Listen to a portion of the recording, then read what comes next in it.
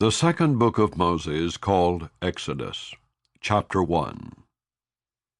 Now these are the names of the children of Israel which came into Egypt. Every man in his household came with Jacob: Reuben, Simeon, Levi, and Judah; Issachar, Zebulun, and Benjamin; Dan and Naphtali, Gad, and Asher. And all the souls that came out of the loins of Jacob were 70 souls.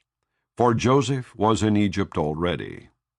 And Joseph died, and all his brethren, and all that generation. And the children of Israel were fruitful, and increased abundantly, and multiplied, and waxed exceeding mighty, and the land was filled with them. Now there arose up a new king over Egypt, which knew not Joseph. And he said unto his people, Behold, the people of the children of Israel are more and mightier than we.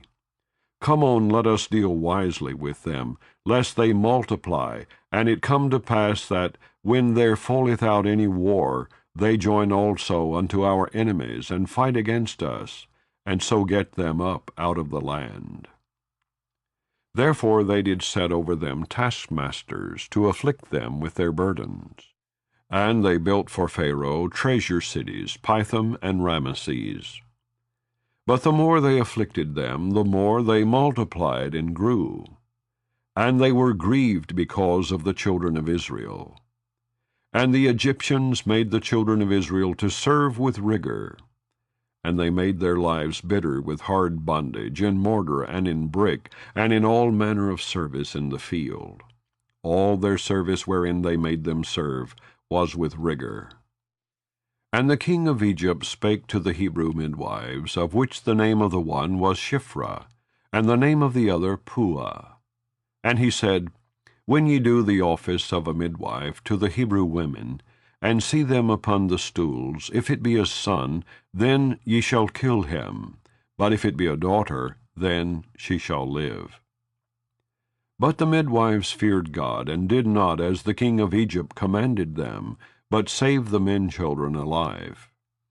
And the king of Egypt called for the midwives, and said unto them, Why have ye done this thing, and have saved the men-children alive? And the midwives said unto Pharaoh, Because the Hebrew women are not as the Egyptian women, for they are lively, and are delivered ere the midwives come in unto them. Therefore God dealt well with the midwives, and the people multiplied, and waxed very mighty.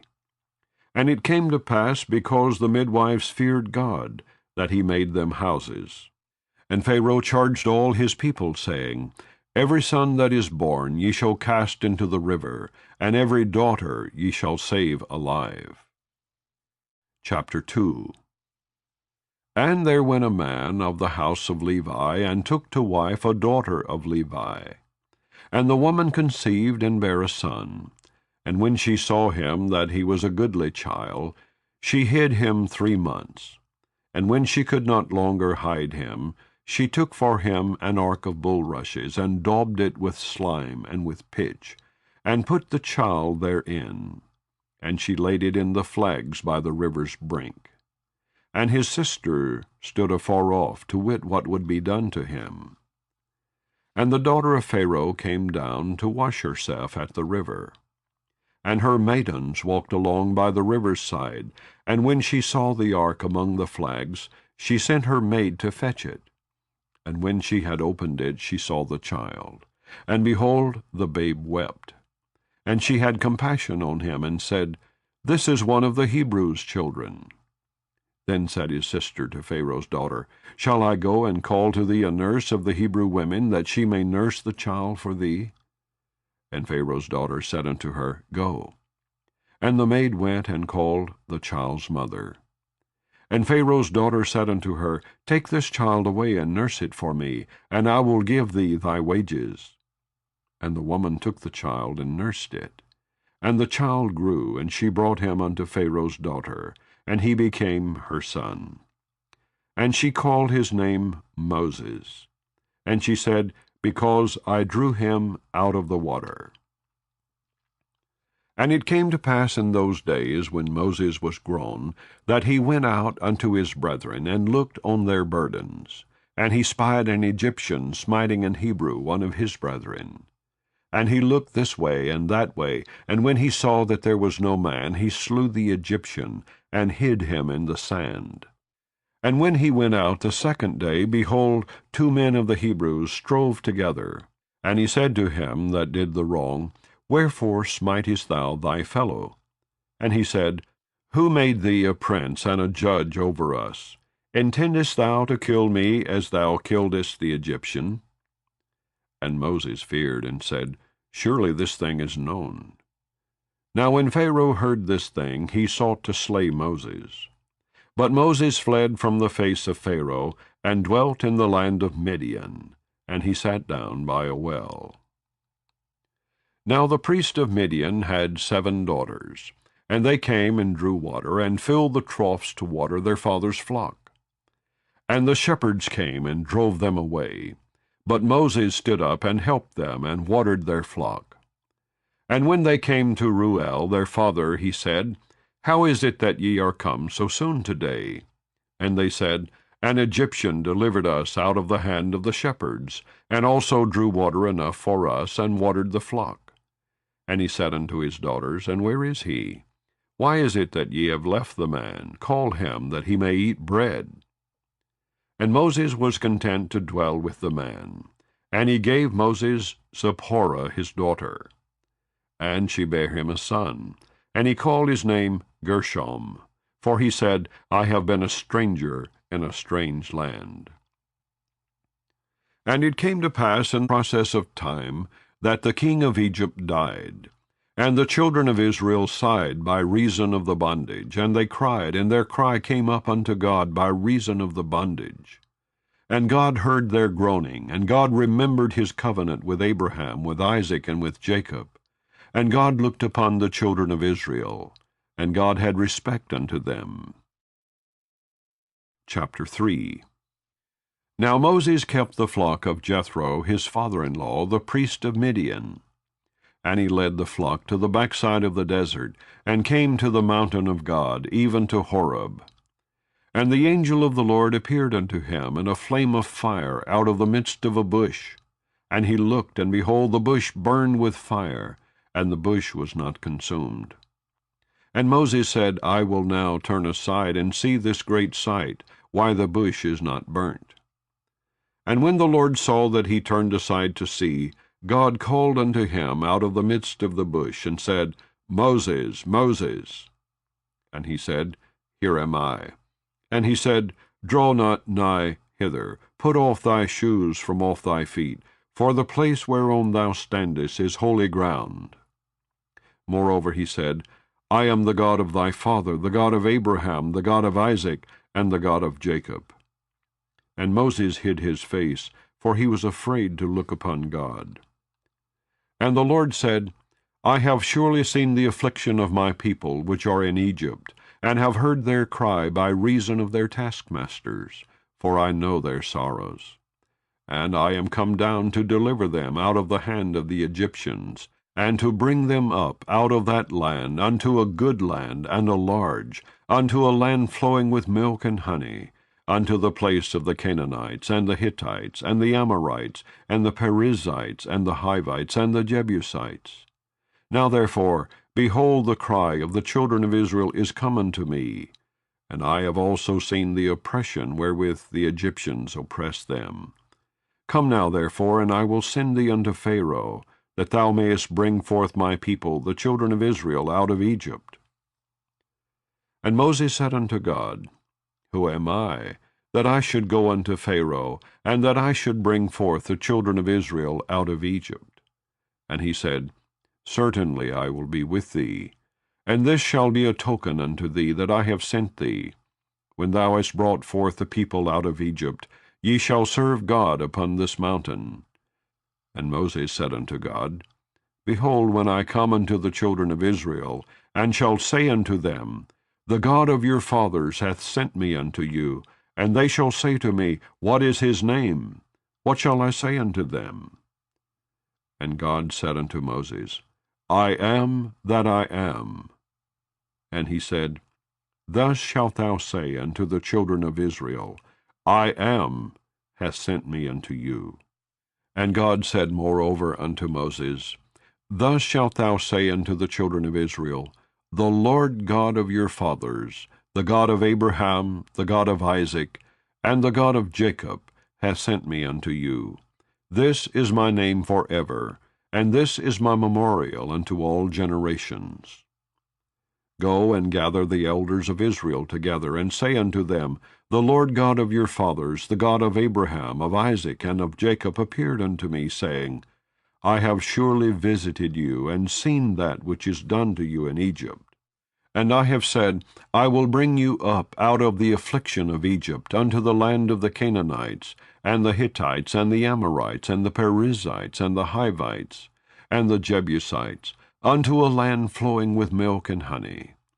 And they shall hearken to thy voice, and thou shalt come, thou and the elders of Israel, unto the king of Egypt, and ye shall say unto him, The Lord God of the Hebrews hath met with us.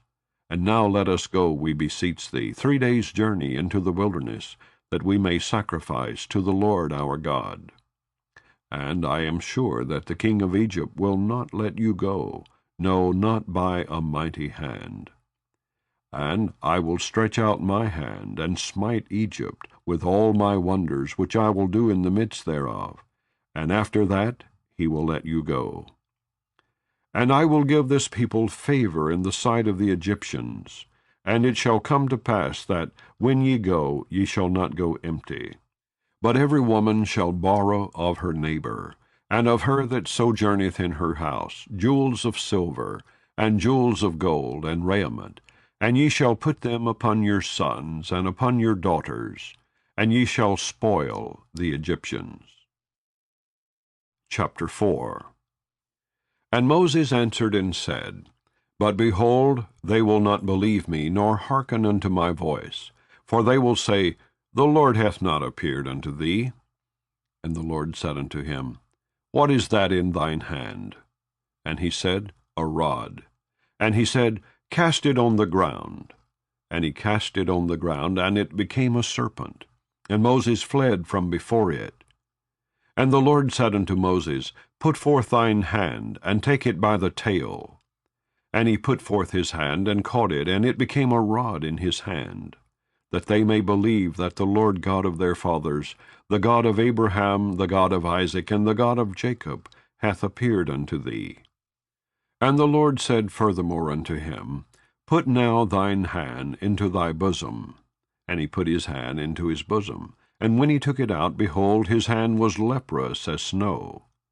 And he said, Put thine hand into thy bosom again. And he put his hand into his bosom again, and plucked it out of his bosom. And behold, it was turned again as his other flesh.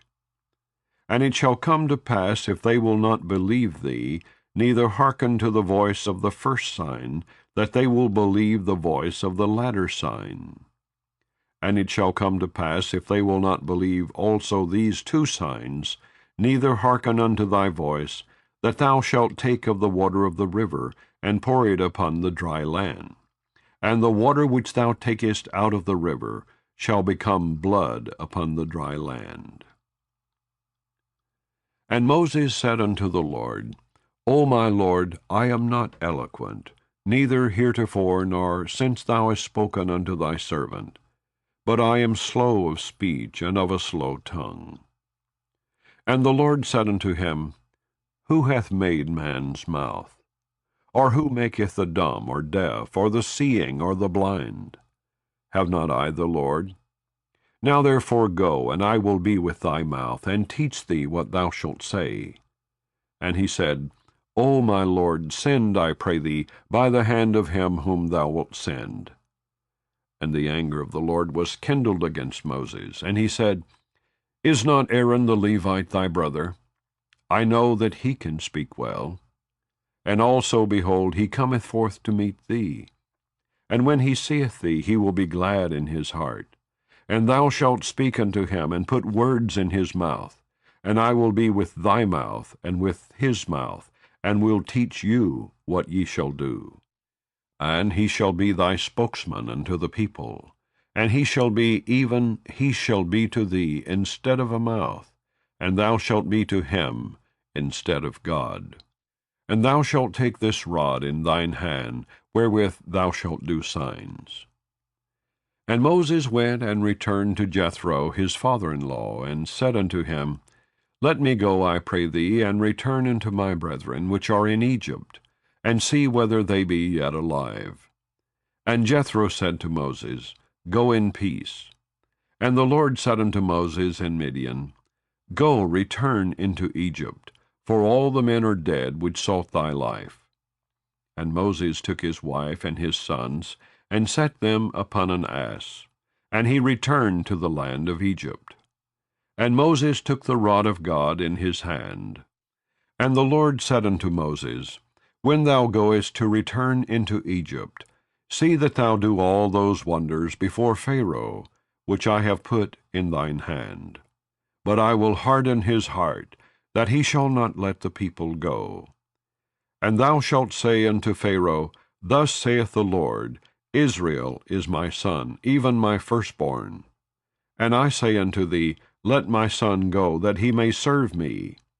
And if thou refuse to let him go, behold, I will slay thy son, even thy firstborn. And it came to pass by the way in the inn, that the Lord met him, and sought to kill him. Then Zipporah took a sharp stone, and cut off the foreskin of her son, and cast it at his feet, and said, Surely a bloody husband art thou to me. So he let him go. Then she said, A bloody husband thou art, because of the circumcision. And the Lord said to Aaron, Go into the wilderness to meet Moses.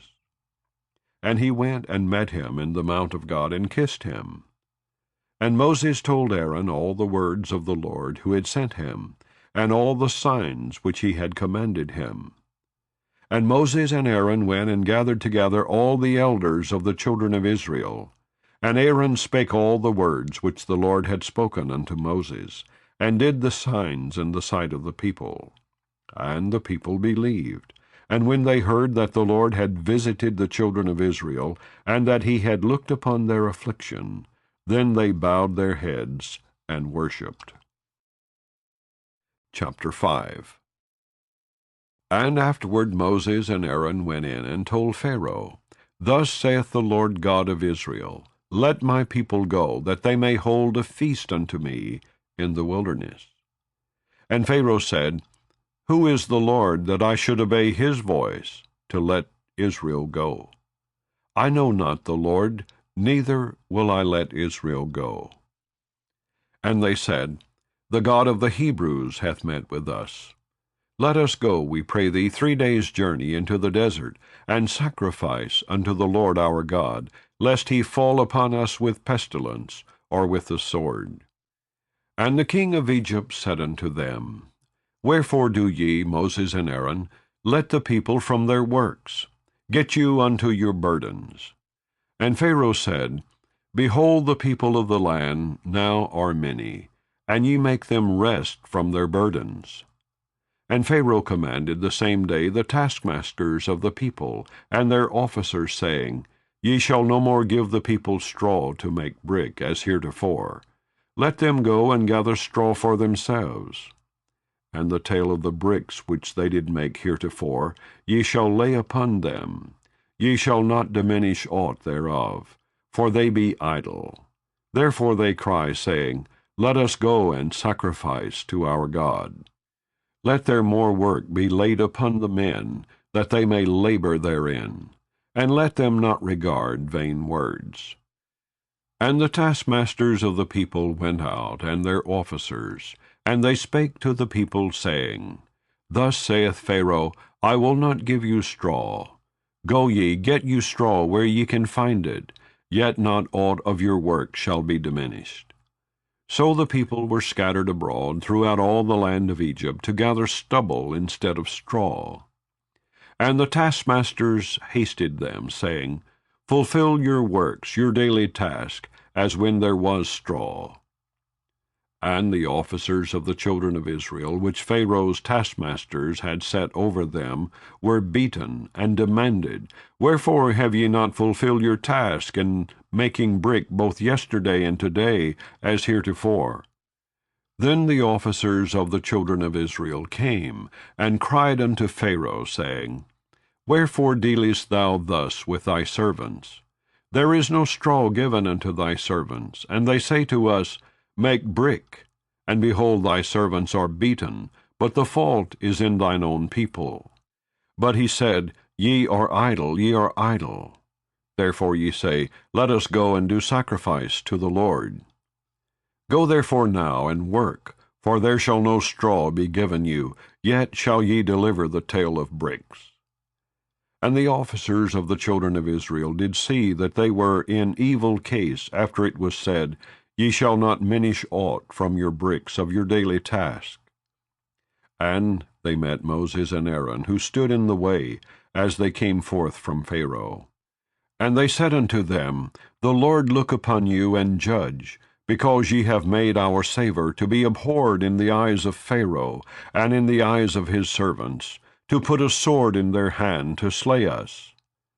And Moses returned unto the Lord, and said, Lord, wherefore hast thou so evil entreated this people? Why is it that thou hast sent me? For since I came to Pharaoh to speak in thy name, he hath done evil to this people. Neither hast thou delivered thy people at all. Chapter 6. Then the Lord said unto Moses, Now shalt thou see what I will do to Pharaoh. For with a strong hand shall he let them go, and with a strong hand shall he drive them out of his land. And God spake unto Moses, and said unto him, I am the Lord, and I appeared unto Abraham, unto Isaac, and unto Jacob, by the name of God Almighty. But by my name Jehovah was I not known to them. And I have also established my covenant with them, to give them the land of Canaan, the land of their pilgrimage, wherein they were strangers. And I have also heard the groaning of the children of Israel, whom the Egyptians keep in bondage. And I have remembered my covenant. Wherefore say unto the children of Israel, I am the Lord, and I will bring you out from under the burdens of the Egyptians, and I will rid you out of their bondage, and I will redeem you with a stretched out arm, and with great judgments. And I will take you to me for a people, and I will be to you a God, and ye shall know that I am the Lord your God, which bringeth you out from under the burdens of the Egyptians. And I will bring you in unto the land, concerning the which I did swear to give it to Abraham, to Isaac, and to Jacob. And I will give it you for an heritage. I am the Lord. And Moses spake so unto the children of Israel. But they hearkened not unto Moses, for anguish of spirit, and for cruel bondage. And the Lord spake unto Moses, saying, Go in, speak unto Pharaoh king of Egypt, that he let the children of Israel go out of his land. And Moses spake before the Lord, saying, Behold, the children of Israel have not hearkened unto me. How then shall Pharaoh hear me, who am of uncircumcised lips? And the Lord spake unto Moses and unto Aaron, and gave them a charge unto the children of Israel, and unto Pharaoh king of Egypt, to bring the children of Israel out of the land of Egypt. These be the heads of their fathers' houses. The sons of Reuben, the firstborn of Israel, Hanok and Palu, Hezron and Carmi. These be the families of Reuben. And the sons of Simeon, Jemuel and Jamin, and Ohad and Jachin, and Zohar, and Shaul the son of a Canaanitish woman. These are the families of Simeon. And these are the names of the sons of Levi according to their generations, Gershon, and Kohath, and Merari. And the years of the life of Levi were 137 years. The sons of Gershon, Libni and Shimei, according to their families. And the sons of Kohath, Amram, and Izhar, and Hebron, and Uzziel. And the years of the life of Kohath were 133 years. And the sons of Merari, Mahali, and Mushai, these are the families of Levi, according to their generations. And Amram took him Jochebed, his father's sister, to wife, and she bare him Aaron and Moses. And the years of the life of Amram were 137 years. And the sons of Izhar, Korah, and Nepheg, and Zichri.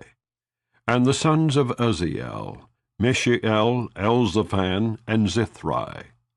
And Aaron took him Elisheba, daughter of Amminadab, sister of Naashon, to wife.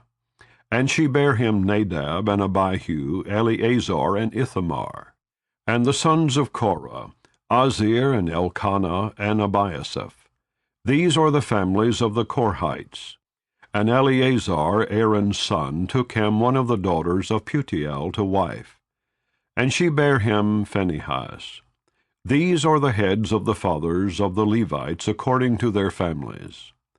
These are that Aaron and Moses, to whom the Lord said, Bring out the children of Israel from the land of Egypt according to their armies. These are they which spake to Pharaoh king of Egypt, to bring out the children of Israel from Egypt. These are that Moses and Aaron. And it came to pass on the day when the Lord spake unto Moses in the land of Egypt, that the Lord spake unto Moses, saying, I am the Lord. Speak thou unto Pharaoh king of Egypt all that I say unto thee. And Moses said before the Lord, Behold, I am of uncircumcised lips, and how shall Pharaoh hearken unto me? Chapter 7. And the Lord said unto Moses, See, I have made thee a god to Pharaoh, and Aaron thy brother shall be thy prophet. Thou shalt speak all that I command thee. And Aaron thy brother shall speak unto Pharaoh, that he send the children of Israel out of his land. And I will harden Pharaoh's heart, and multiply my signs and my wonders in the land of Egypt. But Pharaoh shall not hearken unto you, that I may lay my hand upon Egypt, and bring forth mine armies, and my people the children of Israel out of the land of Egypt by great judgments. And the Egyptian shall know that I am the Lord, when I stretch forth mine hand upon Egypt, and bring out the children of Israel from among them. And Moses and Aaron did as the Lord commanded them, so did they. And Moses was 80 years old, and Aaron 83 years old, when they spake unto Pharaoh. And the Lord spake unto Moses and unto Aaron, saying, When Pharaoh shall speak unto you, saying, Show a miracle for you, then thou shalt say unto Aaron, Take thy rod, and cast it before Pharaoh, and it shall become a serpent. And Moses and Aaron went in unto Pharaoh, and they did so as the Lord had commanded. And Aaron cast down his rod before Pharaoh, and before his servants, and it became a serpent. Then Pharaoh also called the wise men and the sorcerers. Now the magicians of Egypt, they also did in like manner with their enchantments. For they cast down every man his rod, and they became serpents. But Aaron's rod swallowed up their rods. And he hardened Pharaoh's heart, that he hearkened not unto them, as the Lord had said. And the Lord said unto Moses, Pharaoh's heart is hardened, he refuseth to let the people go. Get thee unto Pharaoh in the morning. Lo, he goeth out unto the water. And thou shalt stand by the river's brink against he come. And the rod which was turned to a serpent shalt thou take in thine hand. And thou shalt say unto him, The Lord God of the Hebrews hath sent me unto thee, saying, Let my people go, that they may serve me in the wilderness. And behold, hitherto thou wouldest not hear. Thus saith the Lord, In this thou shalt know that I am the Lord. Behold, I will smite with the rod that is in mine hand upon the waters which are in the river, and they shall be turned to blood. And the fish that is in the river shall die, and the river shall stink, and the Egyptian shall loathe to drink of the water of the river. And the Lord spake unto Moses, Say unto Aaron, Take thy rod, and stretch out thine hand upon the waters of Egypt, upon their streams, upon their rivers, and upon their ponds, and upon all their pools of water, that they may become blood. And that there may be blood throughout all the land of Egypt, both in vessels of wood and in vessels of stone. And Moses and Aaron did so, as the Lord commanded. And he lifted up the rod, and smote the waters that were in the river, in the sight of Pharaoh, and in the sight of his servants. And all the waters that were in the river were turned to blood. And the fish that was in the river died, and the river stank, and the Egyptians could not drink of the water of the river. And there was blood throughout all the land of Egypt. And the magicians of Egypt did so with their enchantments. And Pharaoh's heart was hardened, neither did he hearken unto them, as the Lord had said. And Pharaoh turned and went into his house, neither did he set his heart to this also. And all the Egyptians digged round about the river for water to drink, for they could not drink of the water of the river. And 7 days were fulfilled after that the Lord had smitten the river. Chapter 8. And the Lord spake unto Moses, Go unto Pharaoh, and say unto him, Thus saith the Lord, Let my people go, that they may serve me. And if thou refuse to let them go, behold, I will smite all thy borders with frogs. And the river shall bring forth frogs abundantly, which shall go up and come into thine house, and into thy bedchamber, and upon thy bed, and into the house of thy servants, and upon thy people, and into thine ovens, and into thy kneading troughs. And the frogs shall come up both on thee, and upon thy people, and upon all thy servants. And the Lord spake unto Moses, Say unto Aaron, Stretch forth thine hand with thy rod over the streams, over the rivers, and over the ponds, and cause frogs to come up upon the land of Egypt. And Aaron stretched out his hand over the waters of Egypt, and the frogs came up and covered the land of Egypt. And the magicians did so with their enchantments, and brought up frogs upon the land of Egypt. Then Pharaoh called for Moses and Aaron, and said, Entreat the Lord that he may take away the frogs from me and from my people, and I will let the people go, that they may do sacrifice unto the Lord. And Moses said unto Pharaoh, Glory over me. When shall I entreat for thee, and for thy servants, and for thy people, to destroy the frogs from thee and thy houses, that they may remain in the river only? And he said, Tomorrow. And he said, Be it according to thy word, that thou mayest know that there is none like unto the Lord our God. And the frogs shall depart from thee, and from thy houses, and from thy servants, and from thy people. They shall remain in the river only. And Moses and Aaron went out from Pharaoh. And Moses cried unto the Lord because of the frogs which he had brought against Pharaoh. And the Lord did according to the word of Moses. And the frogs died out of the houses, out of the villages, and out of the fields. And they gathered them together upon heaps, and the land stank. But when Pharaoh saw that there was respite, he hardened his heart, and hearkened not unto them, as the Lord had said. And the Lord said unto Moses, Say unto Aaron, Stretch out thy rod, and smite the dust of the land, that it may become lice throughout all the land of Egypt. And they did so.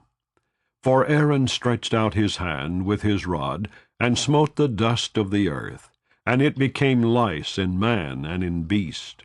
All the dust of the land became lice throughout all the land of Egypt. And the magicians did so with their enchantments, to bring forth lice, but they could not. So there were lice upon man and upon beast. Then the magician said unto Pharaoh, This is the finger of God. And Pharaoh's heart was hardened, And he hearkened not unto them, as the Lord had said.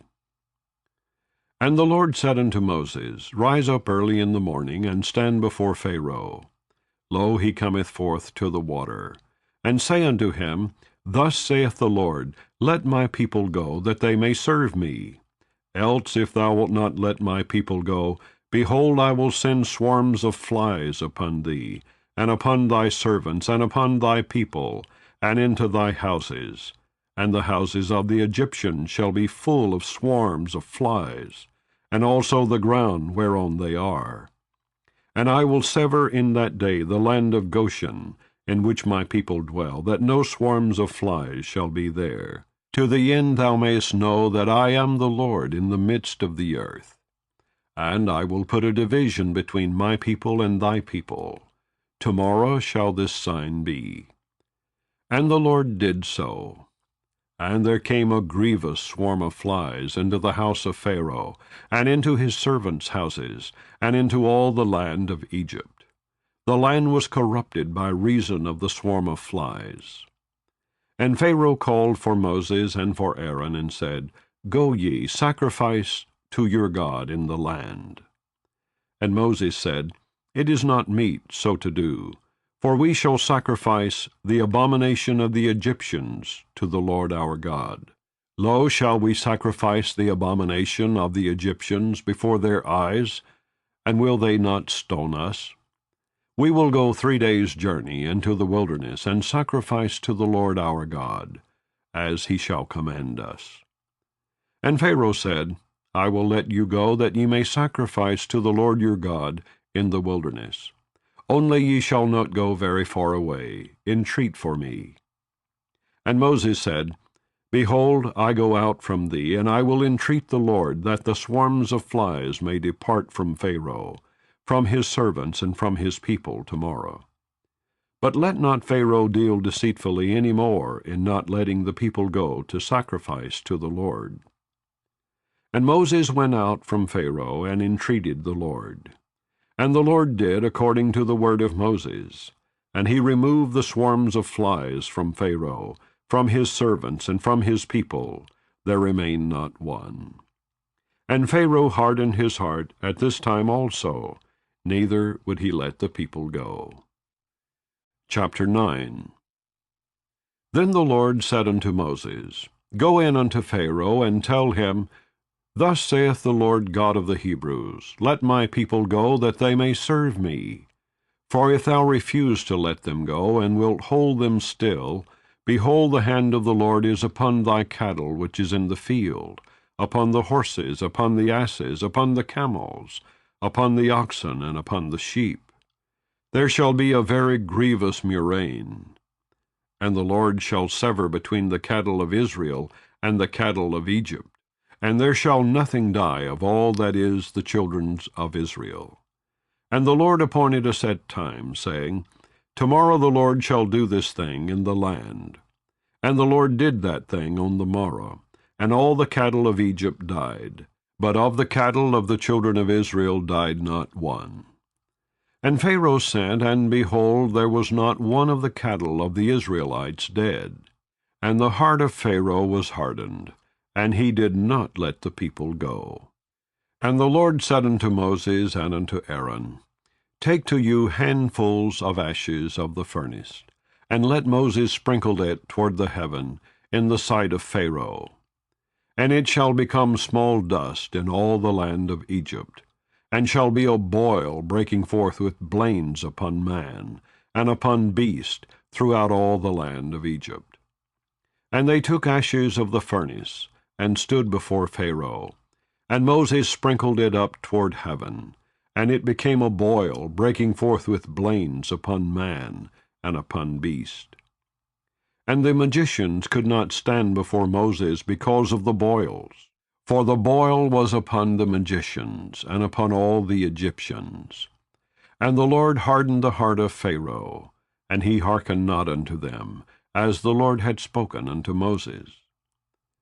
And the Lord said unto Moses, Rise up early in the morning, and stand before Pharaoh, and say unto him, Thus saith the Lord God of the Hebrews, Let my people go, that they may serve me.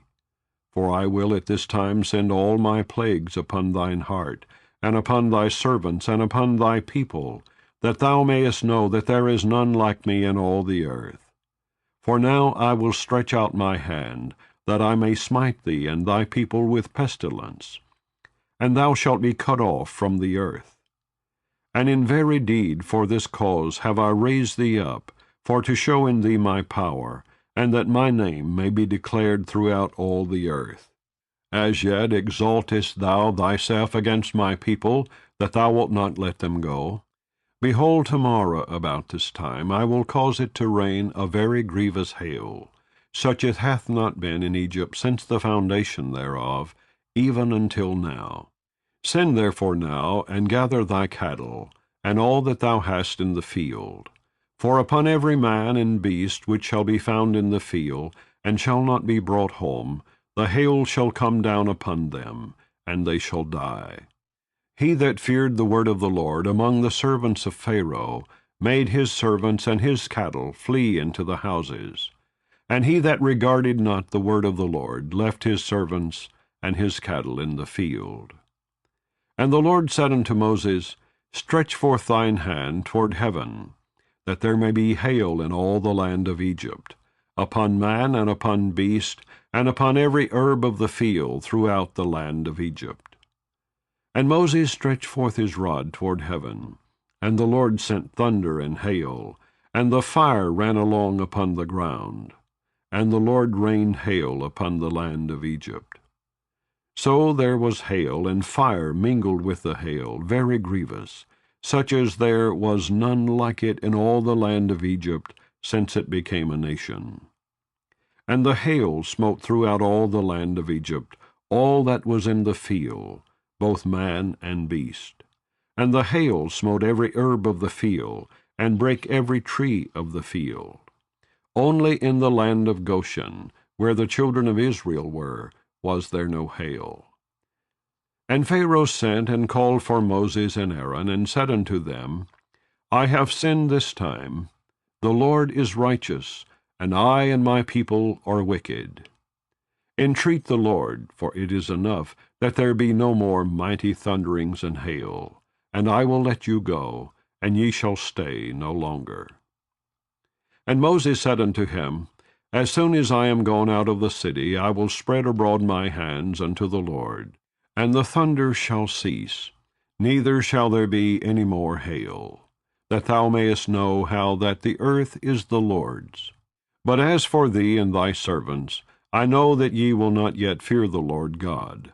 And the flax and the barley was smitten, for the barley was in the ear, and the flax was bold. But the wheat and the rye were not smitten, for they were not grown up. And Moses went out of the city from Pharaoh, and spread abroad his hands unto the Lord, and the thunders and hail ceased, and the rain was not poured upon the earth.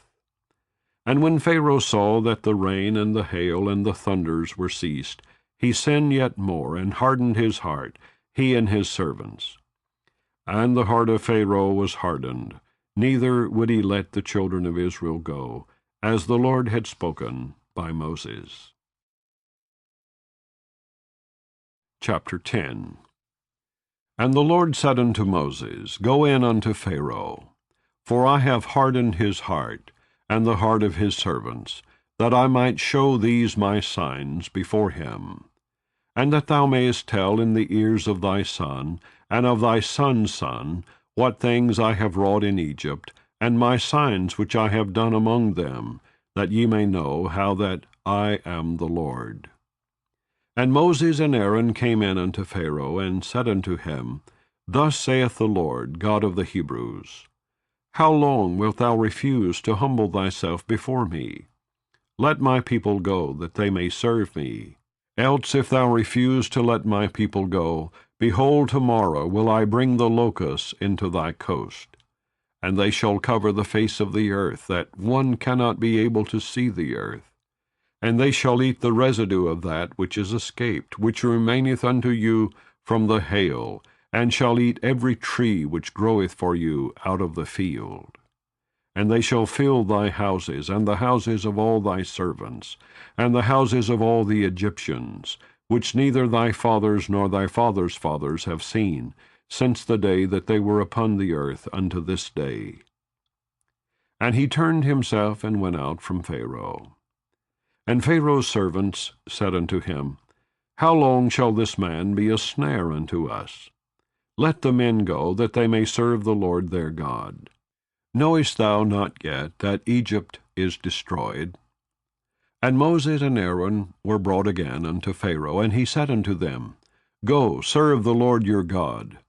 But who are they that shall go? And Moses said, We will go with our young and with our old, with our sons and with our daughters, with our flocks and with our herds will we go. For we must hold a feast unto the Lord. And he said unto them, Let the Lord be so with you, as I will let you go, and your little ones. Look to it, for evil is before you.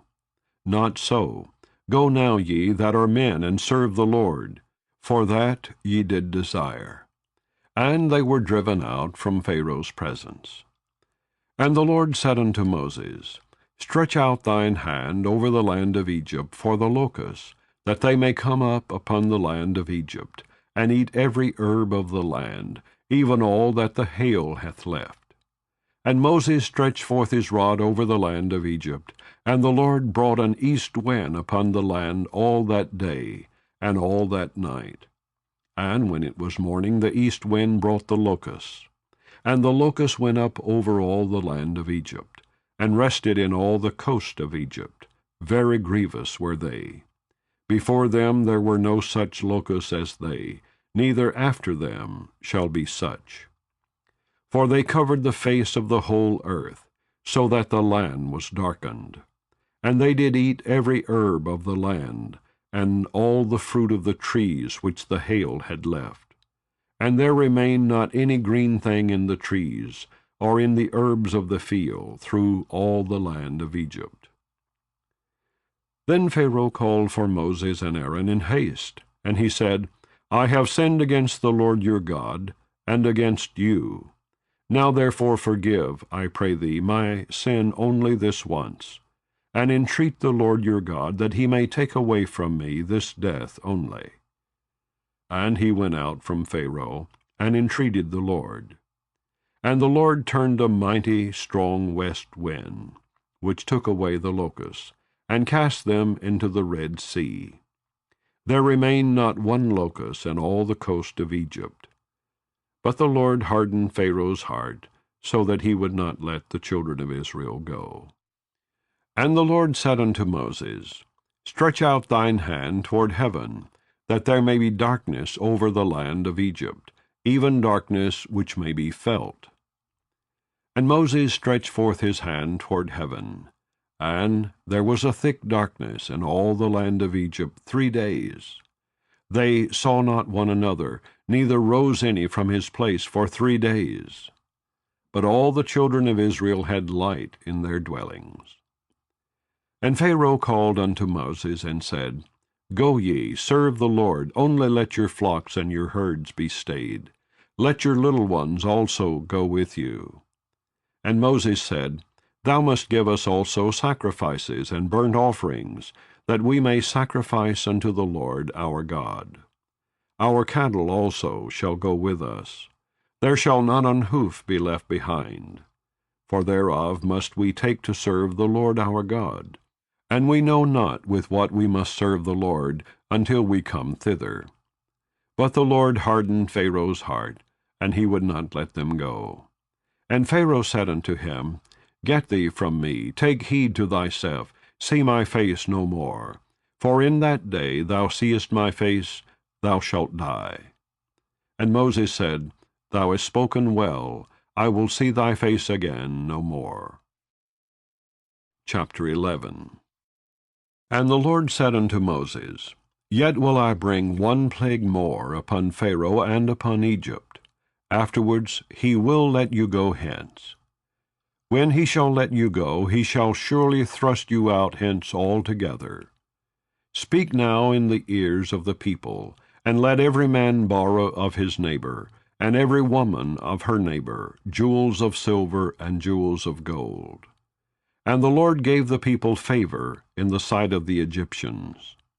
Moreover, the man Moses was very great in the land of Egypt, in the sight of Pharaoh's servants, and in the sight of the people. And Moses said, Thus saith the Lord, About midnight will I go out into the midst of Egypt. And all the firstborn in the land of Egypt shall die, from the firstborn of Pharaoh that sitteth upon his throne, even unto the firstborn of the maidservant that is behind the mill, and all the firstborn of beast. And there shall be a great cry throughout all the land of Egypt, such as there was none like it, nor shall be like it any more. But against any of the children of Israel shall not a dog move his tongue, against man or beast, that ye may know how that the Lord doth put a difference between the Egyptians and Israel. And all these thy servants shall come down unto me, and bow down themselves unto me, saying, Get thee out, and all the people that followed thee, and after that I will go out. And he went out from Pharaoh in a great anger. And the Lord said unto Moses, Pharaoh shall not hearken unto you, that my wonders may be multiplied in the land of Egypt. And Moses and Aaron did all these wonders before Pharaoh. And the Lord hardened Pharaoh's heart, so that he would not let the children of Israel go out of his land. Chapter 12. And the Lord spake unto Moses and Aaron in the land of Egypt, saying, This month shall be unto you the beginning of months. It shall be the first month of the year to you. Speak ye unto all the congregation of Israel, saying, In the 10th day of this month they shall take to them every man a lamb, according to the house of their fathers, a lamb for an house. And if the household be too little for the lamb, let him and his neighbor next unto his house take it according to the number of the souls. Every man according to his eating shall make your count for the lamb. Your lamb shall be without blemish, a male of the first year. Ye shall take it out from the sheep or from the goats. And ye shall keep it up until the 14th day of the same month. And the whole assembly of the congregation of Israel shall kill it in the evening. And they shall take of the blood, and strike it on the 2 side posts, and on the upper doorpost of the houses, wherein they shall eat it. And they shall eat the flesh in that night, roast with fire, and unleavened bread, and with bitter herbs they shall eat it. Eat not of it raw, nor sodden at all with water, but roast with fire, his head with his legs, and with the purtenance thereof. And ye shall let nothing of it remain until the morning, and that which remaineth of it until the morning ye shall burn with fire. And thus shall ye eat it, with your loins girded, your shoes on your feet, and your staff in your hand. And ye shall eat it in haste. It is the Lord's Passover. For I will pass through the land of Egypt this night, and will smite all the firstborn in the land of Egypt, both man and beast. And against all the gods of Egypt I will execute judgment. I am the Lord. And the blood shall be to you for a token upon the houses where ye are. And when I see the blood, I will pass over you. And the plague shall not be upon you to destroy you, when I smite the land of Egypt. And this day shall be unto you for a memorial, and ye shall keep it a feast to the Lord throughout your generations. Ye shall keep it a feast by an ordinance forever. 7 days shall ye eat unleavened bread. Even the first day ye shall put away leaven out of your houses. For whosoever eateth leavened bread from the first day until the 7th day, that soul shall be cut off from Israel. And in the first day there shall be an holy convocation, and in the 7th day there shall be an holy convocation to you. No manner of work shall be done in them, save that which every man must eat. That only may be done of you. And ye shall observe the feast of unleavened bread. For in this selfsame day have I brought your armies out of the land of Egypt. Therefore shall ye observe this day in your generations by an ordinance forever. In the 1st month, on the 14th day of the month at even, ye shall eat unleavened bread until the 21st day of the month at even. 7 days shall there be no leaven found in your houses. For whosoever eateth that which is leavened, even that soul shall be cut off from the congregation of Israel, whether he be a stranger or born in the land. Ye shall eat nothing leavened, in all your habitations shall ye eat unleavened bread. Then Moses called for all the elders of Israel, and said unto them, Draw out and take you a lamb according to your families, and kill the Passover. And ye shall take a bunch of hyssop, and dip it in the blood that is in the basin, and strike the lintel and the 2 side posts with the blood that is in the basin. And none of you shall go out at the door of his house until the morning. For the Lord will pass through to smite the Egyptians. And when he seeth the blood upon the lintel, and on the 2 side posts, the Lord will pass over the door, and will not suffer the destroyer to come in unto your houses to smite you. And ye shall observe this thing for an ordinance to thee and to thy sons forever. And it shall come to pass, when ye be come to the land, which the Lord will give you, according as he hath promised, that ye shall keep this service. And it shall come to pass, when your children shall say unto you, What mean ye by this service? That ye shall say, It is the sacrifice of the Lord's Passover, who passed over the houses of the children of Israel in Egypt, when he smote the Egyptians, and delivered our houses. And the people bowed the head and worshipped. And the children of Israel went away, and did as the Lord had commanded Moses and Aaron, so did they. And it came to pass that at midnight the Lord smote all the firstborn in the land of Egypt, from the firstborn of Pharaoh that sat on his throne, unto the firstborn of the captive that was in the dungeon, and all the firstborn of cattle. And Pharaoh rose up in the night, he and all his servants, and all the Egyptians. And there was a great cry in Egypt, for there was not an house where there was not one dead. And he called for Moses and Aaron by night, and said, Rise up, and get you forth from among my people, both ye and the children of Israel, and go, serve the Lord, as ye have said. Also take your flocks and your herds, as ye have said, and be gone, and bless me also. And the Egyptians were urgent upon the people, that they might send them out of the land in haste. For they said, We be all dead men. And the people took their dough before it was leavened, their kneading troughs being bound up in their clothes upon their shoulders. And the children of Israel did according to the word of Moses. And they borrowed of the Egyptians jewels of silver and jewels of gold and raiment. And the Lord gave the people favor in the sight of the Egyptians, so that they lent unto them such things as they required. And they spoiled the Egyptians. And the children of Israel journeyed from Ramesses to Succoth, about 600,000 on foot that were men, beside children. And a mixed multitude went up also with them, and flocks and herds, even very much cattle. And they baked unleavened cakes of the dough which they brought forth out of Egypt, for it was not leavened, because they were thrust out of Egypt, and could not tarry, neither had they prepared for themselves any victual. Now the sojourning of the children of Israel who dwelt in Egypt was 430 years. And it came to pass at the end of the 430 years, even the selfsame day it came to pass, that all the host of the Lord went out from the land of Egypt. It is a night to be much observed unto the Lord, for bringing them out from the land of Egypt. This is that night of the Lord to be observed of all the children of Israel in their generations. And the Lord said unto Moses and Aaron, This is the ordinance of the Passover. There shall no stranger eat thereof, but every man's servant that is bought for money, when thou hast circumcised him, then shall he eat thereof. A foreigner and an hired servant shall not eat thereof. In one house shall it be eaten.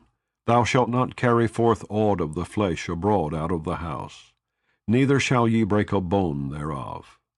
All the congregation of Israel shall keep it.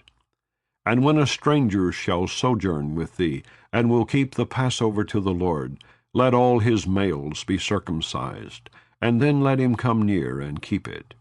And he shall be as one that is born in the land, for no uncircumcised person shall eat thereof. One law shall be to him that is homeborn, and unto the stranger that sojourneth among you. Thus did all the children of Israel, as the Lord commanded Moses and Aaron, so did they.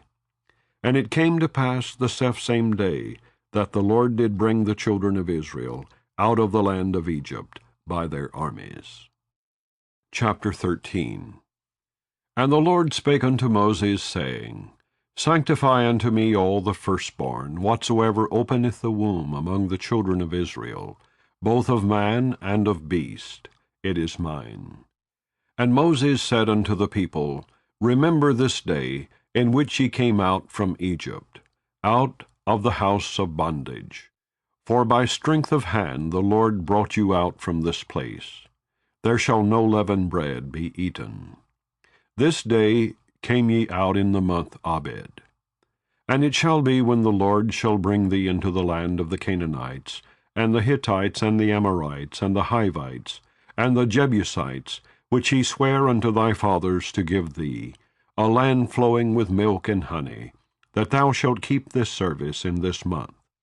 7 days thou shalt eat unleavened bread, and in the 7th day shall be a feast to the Lord. Unleavened bread shall be eaten 7 days, and there shall no leavened bread be seen with thee, neither shall there be leaven seen with thee in all thy quarters. And thou shalt show thy son in that day, saying, This is done because of that which the Lord did unto me when I came forth out of Egypt. And it shall be for a sign unto thee upon thine hand, and for a memorial between thine eyes, that the Lord's law may be in thy mouth. For with a strong hand hath the Lord brought thee out of Egypt. Thou shalt therefore keep this ordinance in his season from year to year. And it shall be, when the Lord shall bring thee into the land of the Canaanites, as he sware unto thee and to thy fathers, and shall give it thee, that thou shalt set apart unto the Lord all that openeth the matrix, and every firstling that cometh of a beast which thou hast, the males shall be the Lord's. And every firstling of an ass thou shalt redeem with a lamb, and if thou wilt not redeem it, then thou shalt break his neck. And all the firstborn of man among thy children shalt thou redeem. And it shall be, when thy son asketh thee in time to come, saying, What is this? That thou shalt say unto him, By strength of hand the Lord brought us out from Egypt, from the house of bondage. And it came to pass, when Pharaoh would hardly let us go, that the Lord slew all the firstborn in the land of Egypt, both the firstborn of man and the firstborn of beast. Therefore I sacrifice to the Lord all that openeth the matrix, being males, but all the firstborn of my children I redeem. And it shall be for a token upon thine hand, and for frontlets between thine eyes, for by strength of hand the Lord brought us forth out of Egypt.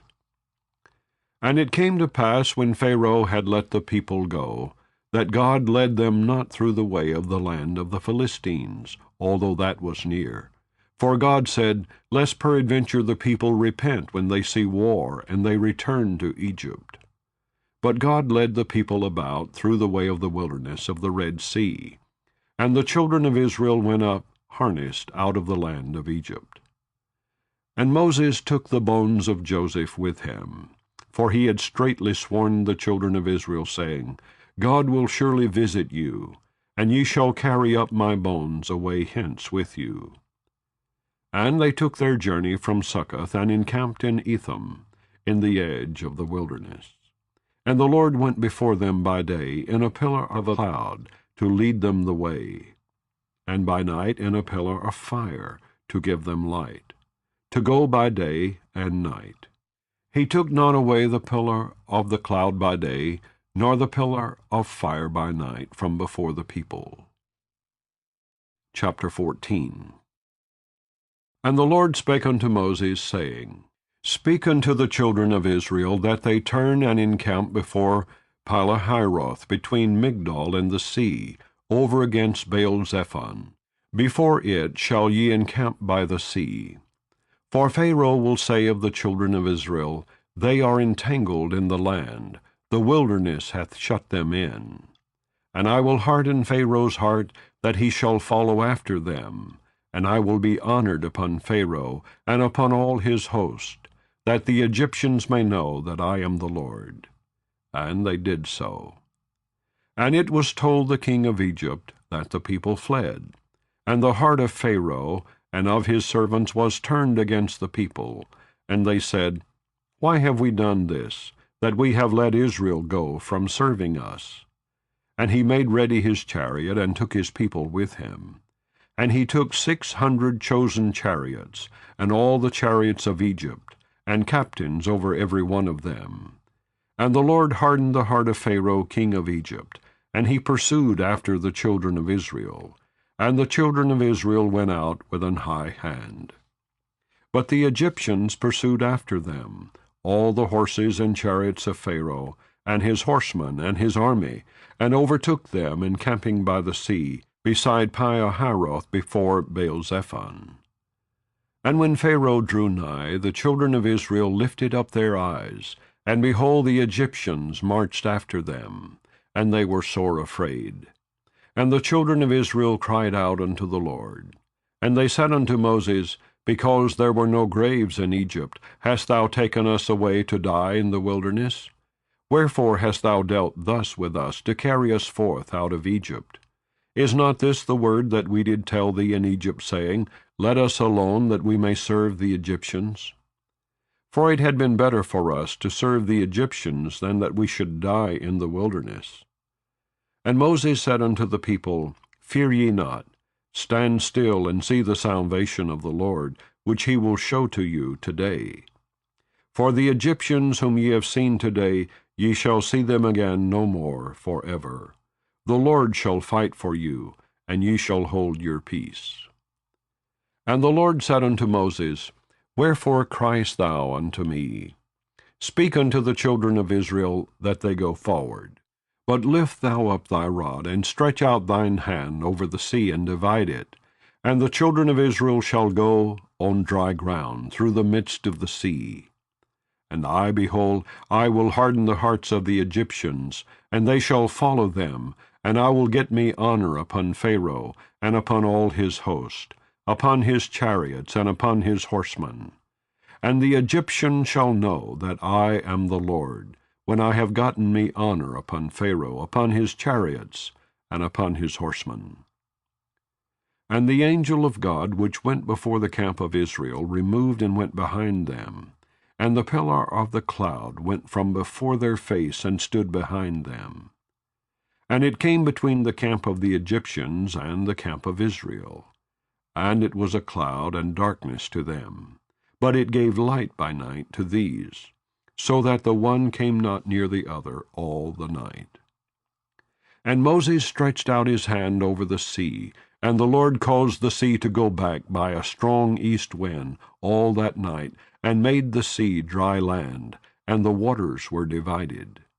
And the children of Israel went into the midst of the sea upon the dry ground, and the waters were a wall unto them on their right hand and on their left. And the Egyptians pursued and went in after them to the midst of the sea, even all Pharaoh's horses, his chariots, and his horsemen. And it came to pass that in the morning watch the Lord looked unto the host of the Egyptians through the pillar of fire and of the cloud, and troubled the host of the Egyptians, and took off their chariot wheels, that they drave them heavily, so that the Egyptians said, Let us flee from the face of Israel, for the Lord fighteth for them against the Egyptians. And the Lord said unto Moses, Stretch out thine hand over the sea, that the waters may come again upon the Egyptians, upon their chariots, and upon their horsemen. And Moses stretched forth his hand over the sea, and the sea returned to his strength when the morning appeared. And the Egyptians fled against it, And the Lord overthrew the Egyptians in the midst of the sea. And the waters returned, and covered the chariots and the horsemen, and all the host of Pharaoh that came into the sea after them. There remained not so much as one of them. But the children of Israel walked upon dry land in the midst of the sea, and the waters were a wall unto them on their right hand and on their left. Thus the Lord saved Israel that day out of the hand of the Egyptians. And Israel saw the Egyptians dead upon the seashore. And Israel saw that great work which the Lord did upon the Egyptians. And the people feared the Lord, and believed the Lord, and his servant Moses. Chapter 15. Then sang Moses and the children of Israel this song unto the Lord, and spake, saying, I will sing unto the Lord, for he hath triumphed gloriously. The horse and his rider hath he thrown into the sea. The Lord is my strength and song, and he is become my salvation. He is my God, and I will prepare him an habitation, my father's God, and I will exalt him. The Lord is a man of war, the Lord is his name.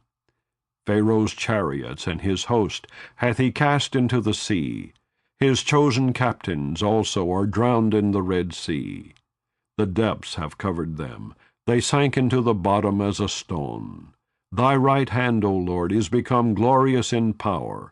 Thy right hand, O Lord, hath dashed in pieces the enemy. And in the greatness of thine excellency thou hast overthrown them that rose up against thee. Thou sentest forth thy wrath, which consumed them as stubble. And with the blast of thy nostrils the waters were gathered together.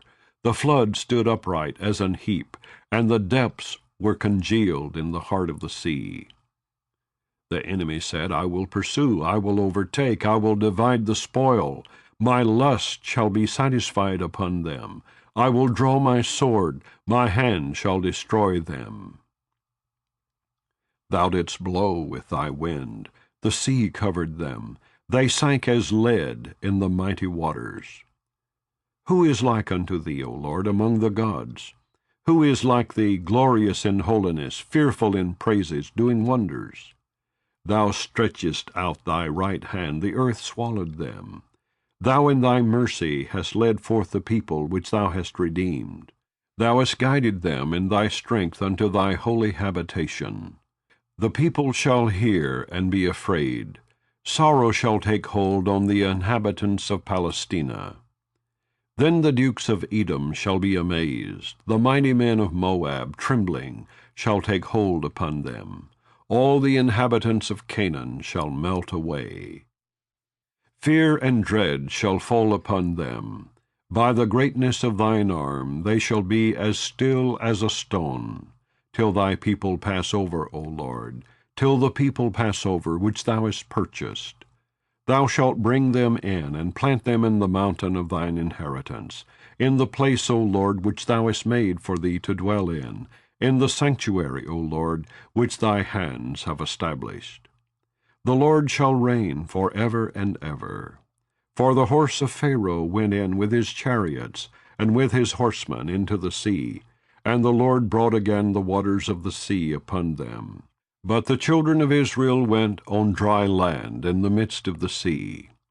And Miriam the prophetess, the sister of Aaron, took a timbrel in her hand, and all the women went out after her with timbrels and with dances. And Miriam answered them, Sing ye to the Lord, for he hath triumphed gloriously. The horse and his rider hath he thrown into the sea. So Moses brought Israel from the Red Sea, and they went out into the wilderness of Shur. And they went 3 days in the wilderness, and found no water. And when they came to Marah, they could not drink of the waters of Marah, for they were bitter. Therefore the name of it was called Marah. And the people murmured against Moses, saying, What shall we drink? And he cried unto the Lord, and the Lord showed him a tree, which when he had cast into the waters were made sweet. There he made for them a statute and an ordinance, and there he proved them, and said, If thou wilt diligently hearken to the voice of the Lord thy God, and wilt do that which is right in his sight, and wilt give ear to his commandments, and keep all his statutes, I will put none of these diseases upon thee, which I have brought upon the Egyptians, for I am the Lord that healeth thee. And they came to Elim, where were 12 wells of water, and 70 palm trees, and they encamped there by the waters. Chapter 16. And they took their journey from Elim, and all the congregation of the children of Israel came unto the wilderness of Sin, which is between Elim and Sinai, on the 15th day of the 2nd month after their departing out of the land of Egypt. And the whole congregation of the children of Israel murmured against Moses and Aaron in the wilderness. And the children of Israel said unto them, Would to God we had died by the hand of the Lord in the land of Egypt, when we sat by the flesh pots, and when we did eat bread to the full. For ye have brought us forth into this wilderness to kill this whole assembly with hunger. Then said the Lord unto Moses, Behold, I will rain bread from heaven for you. And the people shall go out and gather a certain rate every day, that I may prove them, whether they will walk in my law or no. And it shall come to pass that on the 6th day they shall prepare that which they bring in, and it shall be twice as much as they gather daily. And Moses and Aaron said unto all the children of Israel, At even then ye shall know that the Lord hath brought you out from the land of Egypt. And in the morning then ye shall see the glory of the Lord, for that he heareth your murmurings against the Lord. And what are we that ye murmur against us? And Moses said, This shall be when the Lord shall give you in the evening flesh to eat, and in the morning bread to the full, for that the Lord heareth your murmurings which ye murmur against him. And what are we? Your murmurings are not against us, but against the Lord. And Moses spake unto Aaron, Say unto all the congregation of the children of Israel, Come near before the Lord, for he hath heard your murmurings. And it came to pass, as Aaron spake unto the whole congregation of the children of Israel, that they looked toward the wilderness, and behold, the glory of the Lord appeared in the cloud. And the Lord spake unto Moses, saying, I have heard the murmurings of the children of Israel. Speak unto them, saying, At even ye shall eat flesh, and in the morning ye shall be filled with bread, and ye shall know that I am the Lord your God. And it came to pass that at even the quails came up and covered the camp, and in the morning the dew lay round about the host. And when the dew that lay was gone up, behold, upon the face of the wilderness there lay a small round thing, as small as the hoarfrost on the ground. And when the children of Israel saw it, they said one to another, It is manna, for they wist not what it was. And Moses said unto them, This is the bread which the Lord hath given you to eat. This is the thing which the Lord hath commanded. Gather of it every man according to his eating, an omer for every man according to the number of your persons. Take ye every man for them which are in his tents. And the children of Israel did so, and gathered some more, some less. And when they did meet it with an omer, he that gathered much had nothing over, and he that gathered little had no lack. They gathered every man according to his eating. And Moses said, Let no man leave of it till the morning. Notwithstanding they hearkened not unto Moses. But some of them left of it until the morning, and it bred worms and stank. And Moses was wroth with them. And they gathered it every morning, every man according to his eating. And when the sun waxed hot, it melted. And it came to pass that on the 6th day they gathered twice as much bread, 2 omers for one man. And all the rulers of the congregation came and told Moses. And he said unto them, This is that which the Lord has said. Tomorrow is the rest of the holy Sabbath unto the Lord. Bake that which ye will bake today, and seethe that ye will seethe. And that which remaineth over lay up for you to be kept until the morning. And they laid it up till the morning, as Moses bade, and it did not stink. Neither was there any worm therein. And Moses said, Eat that today, for today is a Sabbath unto the Lord. Today ye shall not find it in the field. 6 days ye shall gather it, but on the 7th day, which is the Sabbath, in it there shall be none. And it came to pass that there went out some of the people on the 7th day for to gather, and they found none. And the Lord said unto Moses, How long refuse ye to keep my commandments and my laws? See, for that the Lord hath given you the Sabbath, therefore he giveth you on the 6th day the bread of 2 days. Abide ye every man in his place. Let no man go out of his place on the 7th day. So the people rested on the 7th day. And the house of Israel called the name thereof manna. And it was like coriander seed, white, and the taste of it was like wafers made with honey. And Moses said, This is the thing which the Lord commandeth. Fill an omer of it to be kept for your generations, that they may see the bread wherewith I have fed you in the wilderness, when I brought you forth from the land of Egypt. And Moses said unto Aaron, Take a pot, and put an omer full of manna therein, and lay it up before the Lord to be kept for your generations. As the Lord commanded Moses, so Aaron laid it up before the testimony to be kept.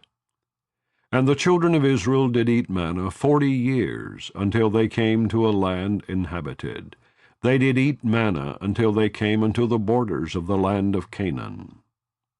Now an omer is the 10th part of an ephah. Chapter 17. And all the congregation of the children of Israel journeyed from the wilderness of Sin, after their journeys according to the commandment of the Lord, and pitched in Rephidim.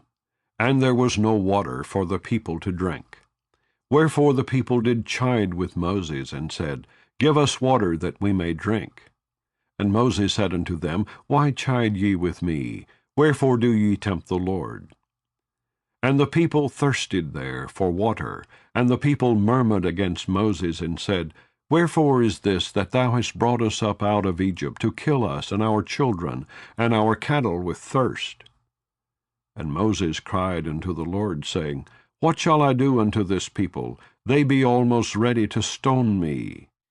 And the Lord said unto Moses, Go on before the people, and take with thee of the elders of Israel, and thy rod wherewith thou smotest the river. Take in thine hand, and go. Behold, I will stand before thee there upon the rock in Horeb, and thou shalt smite the rock, and there shall come water out of it, that the people may drink.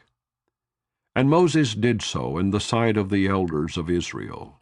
And he called the name of the place Massah and Meribah, because of the chiding of the children of Israel, and because they tempted the Lord, saying, Is the Lord among us or not? Then came Amalek and fought with Israel in Rephidim. And Moses said unto Joshua, Choose us out men, and go out, fight with Amalek. Tomorrow I will stand on the top of the hill, with the rod of God in mine hand. So Joshua did as Moses had said to him, and fought with Amalek.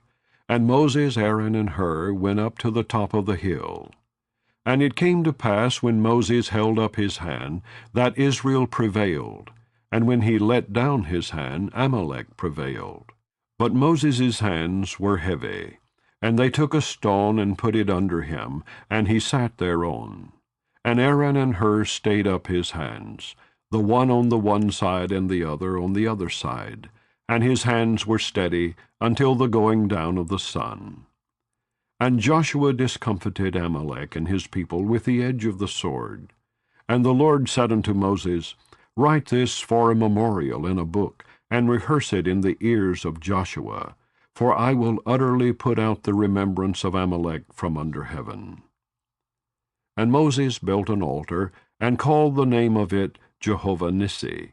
For he said, Because the Lord hath sworn that the Lord will have war with Amalek from generation to generation. Chapter 18. When Jethro, the priest of Midian, Moses' father-in-law, heard of all that God had done for Moses, and for Israel his people, and that the Lord had brought Israel out of Egypt, then Jethro, Moses' father-in-law, took Zipporah, Moses' wife, after he had sent her back, and her 2 sons, of which the name of the one was Gershom. For he said, I have been an alien in a strange land. And the name of the other was Eliezer. For the God of my father, said he, was mine help, and delivered me from the sword of Pharaoh. And Jethro, Moses' father-in-law, came with his sons and his wife unto Moses into the wilderness, where he encamped at the mount of God.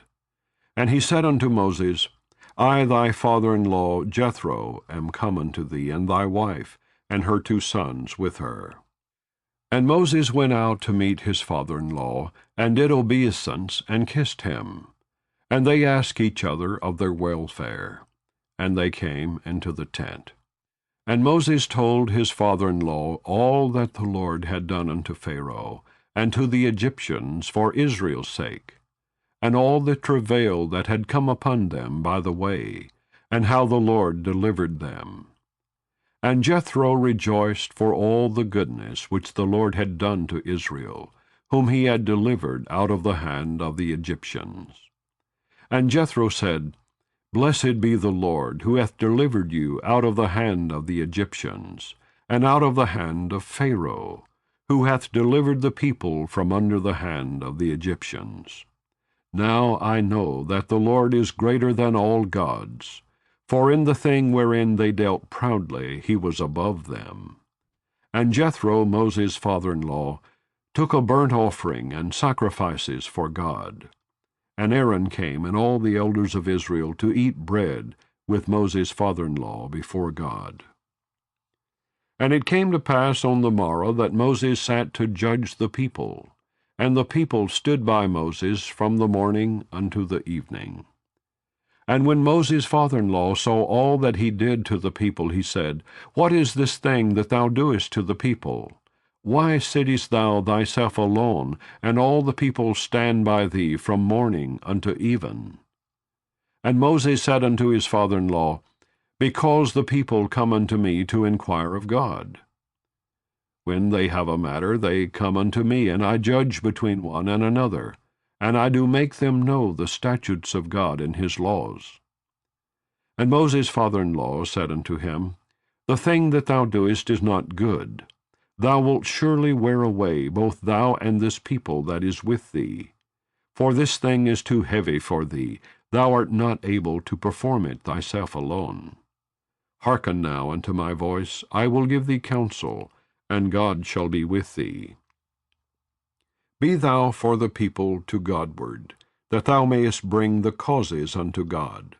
And thou shalt teach them ordinances and laws, and shalt show them the way wherein they must walk, and the work that they must do.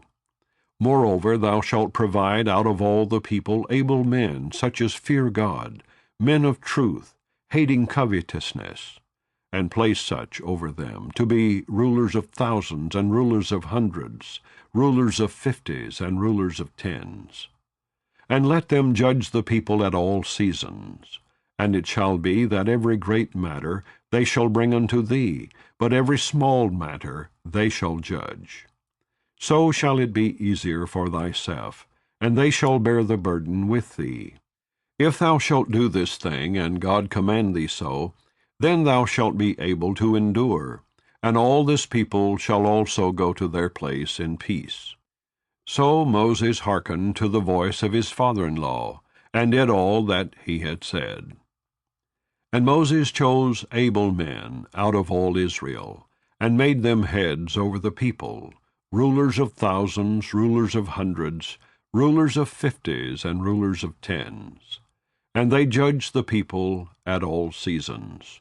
The hard causes they brought unto Moses, but every small matter they judged themselves.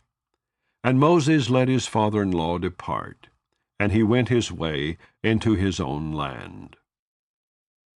Chapter 19.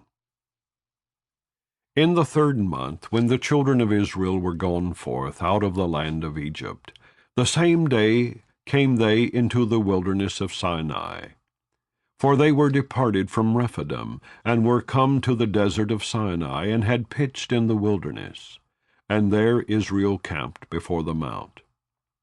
And Moses went up unto God, and the Lord called unto him out of the mountain, saying, Thus shalt thou say to the house of Jacob, and tell the children of Israel, Ye have seen what I did unto the Egyptians, and how I bare you on eagle's wings, and brought you unto myself.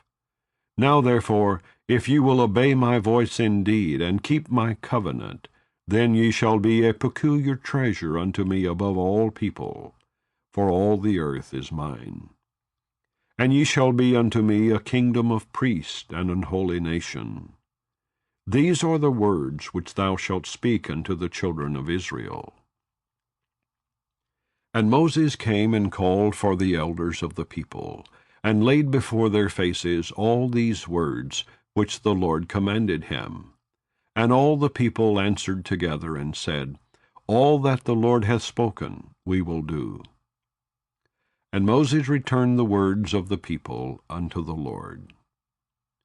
And the Lord said unto Moses, Lo, I come unto thee in a thick cloud, that the people may hear when I speak with thee, and believe thee forever. And Moses told the words of the people unto the Lord. And the Lord said unto Moses, Go unto the people, and sanctify them today and tomorrow, and let them wash their clothes, and be ready against the third day. For the third day the Lord will come down in the sight of all the people upon Mount Sinai. And thou shalt set bounds unto the people round about, saying, Take heed to yourselves, that ye go not up into the mount, or touch the border of it. Whosoever toucheth the mount shall be surely put to death. There shall not an hand touch it, but he shall surely be stoned or shot through. Whether it be beast or man, it shall not live. When the trumpet soundeth long, they shall come up to the mount. And Moses went down from the mount unto the people, and sanctified the people, and they washed their clothes. And he said unto the people, Be ready against the third day, come not at your wives. And it came to pass on the third day in the morning, that there were thunders and lightnings, and a thick cloud upon the mount, and the voice of the trumpet exceeding loud, so that all the people that was in the camp trembled. And Moses brought forth the people out of the camp to meet with God. And they stood at the nether part of the mount. And Mount Sinai was altogether on a smoke, because the Lord descended upon it in fire. And the smoke thereof ascended as the smoke of a furnace, and the whole mount quaked greatly. And when the voice of the trumpet sounded long, and waxed louder and louder, Moses spake, and God answered him by a voice. And the Lord came down upon Mount Sinai, on the top of the mount. And the Lord called Moses up to the top of the mount, and Moses went up. And the Lord said unto Moses, Go down, charge the people, lest they break through unto the Lord to gaze, and many of them perish. And let the priests also, which come near to the Lord, sanctify themselves, lest the Lord break forth upon them. And Moses said unto the Lord, The people cannot come up to Mount Sinai, for thou chargest us, saying, Set bounds about the mount, and sanctify it. And the Lord said unto him, Away, get thee down, and thou shalt come up, thou and Aaron with thee. But let not the priest and the people break through to come up unto the Lord, lest he break forth upon them. So Moses went down unto the people, and spake unto them. Chapter 20. And God spake all these words, saying, I am the Lord thy God, which have brought thee out of the land of Egypt, out of the house of bondage. Thou shalt have no other gods before me. Thou shalt not make unto thee any graven image, or any likeness of anything that is in heaven above, or that is in the earth beneath, or that is in the water under the earth. Thou shalt not bow down thyself to them, nor serve them. For I, the Lord thy God, am a jealous God, visiting the iniquity of the fathers upon the children, unto the third and fourth generation of them that hate me, and showing mercy unto thousands of them that love me, and keep my commandments. Thou shalt not take the name of the Lord thy God in vain, for the Lord will not hold him guiltless that taketh his name in vain. Remember the Sabbath day to keep it holy. 6 days shalt thou labor and do all thy work, but the seventh day is the Sabbath of the Lord thy God. In it thou shalt not do any work, thou nor thy son, nor thy daughter, thy manservant, nor thy maidservant, nor thy cattle, nor thy stranger that is within thy gates. For in 6 days the Lord made heaven and earth, the sea and all that in them is, and rested the seventh day. Wherefore the Lord blessed the Sabbath day, and hallowed it. Honor thy father and thy mother, that thy days may be long upon the land which the Lord thy God giveth thee. Thou shalt not kill. Thou shalt not commit adultery. Thou shalt not steal. Thou shalt not bear false witness against thy neighbor. Thou shalt not covet thy neighbor's house. Thou shalt not covet thy neighbor's wife, nor his manservant, nor his maidservant, nor his ox, nor his ass, nor anything that is thy neighbor's. And all the people saw the thunderings and the lightnings, and the noise of the trumpet, and the mountain smoking. And when the people saw it, they removed and stood afar off. And they said unto Moses, Speak thou with us, and we will hear. But let not God speak with us, lest we die. And Moses said unto the people, Fear not, for God is come to prove you, and that his fear may be before your faces, that ye sin not. And the people stood afar off, and Moses drew near unto the thick darkness where God was. And the Lord said unto Moses, Thus thou shalt say unto the children of Israel, Ye have seen that I have talked with you from heaven. Ye shall not make with me gods of silver, neither shall ye make unto you gods of gold. An altar of earth thou shalt make unto me, and shalt sacrifice thereon thy burnt offerings, and thy peace offerings, thy sheep and thine oxen. In all places where I record my name I will come unto thee, and I will bless thee. And if thou wilt make me an altar of stone, thou shalt not build it of hewn stone. For if thou lift up thy tool upon it, thou hast polluted it. Neither shalt thou go up by steps unto mine altar, that thy nakedness be not discovered thereon. Chapter 21. Now these are the judgments which thou shalt set before them. If thou buy an Hebrew servant, 6 years he shall serve, and in the 7th he shall go out free for nothing. If he came in by himself, he shall go out by himself. If he were married, then his wife shall go out with him. If his master have given him a wife, and she have borne him sons or daughters, the wife and her children shall be her master's, and he shall go out by himself. And if the servant shall plainly say, I love my master, my wife, and my children, I will not go out free, then his master shall bring him unto the judges. He shall also bring him to the door, or unto the doorpost, and his master shall bore his ear through with an awl, and he shall serve him forever. And if a man sell his daughter to be a maidservant, she shall not go out as the men servants do. If she please not her master, who hath betrothed her to himself, then shall he let her be redeemed. To sell her unto a strange nation he shall have no power, seeing he hath dealt deceitfully with her. And if he have betrothed her unto his son, he shall deal with her after the manner of daughters. If he take him another wife, her food, her raiment, and her duty of marriage shall he not diminish. And if he do not these 3 unto her, then shall she go out free without money. He that smiteth a man so that he die shall be surely put to death. And if a man lie not in wait, but God deliver him into his hand, then I will appoint thee a place whither he shall flee. But if a man come presumptuously upon his neighbor to slay him with guile, thou shalt take him from mine altar, that he may die. And he that smiteth his father or his mother shall be surely put to death. And he that stealeth a man and selleth him, or if he be found in his hand, he shall surely be put to death. And he that curseth his father or his mother shall surely be put to death. And if men strive together, and one smite another with a stone, or with his fist, and he die not, but keepeth his bed, if he rise again and walk abroad upon his staff, then shall he that smote him be quit. Only he shall pay for the loss of his time, and shall cause him to be thoroughly healed.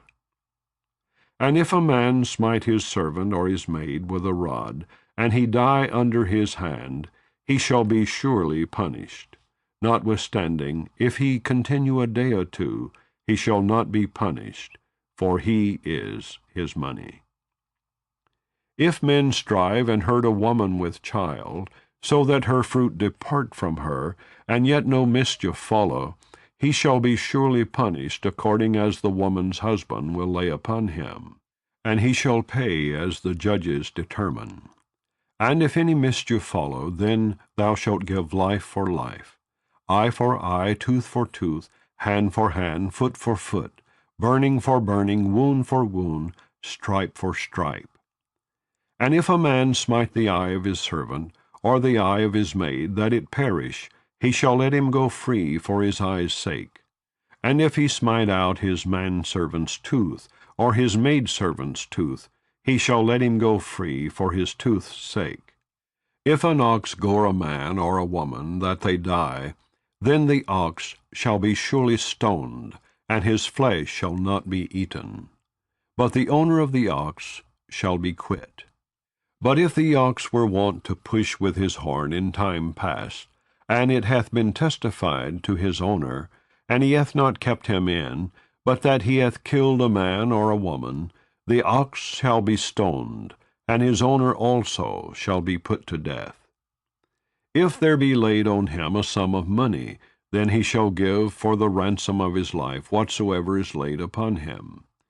Whether he have gored a son, or have gored a daughter, according to this judgment shall it be done unto him. If the ox shall push a manservant or a maidservant, he shall give unto their master 30 shekels of silver, and the ox shall be stoned.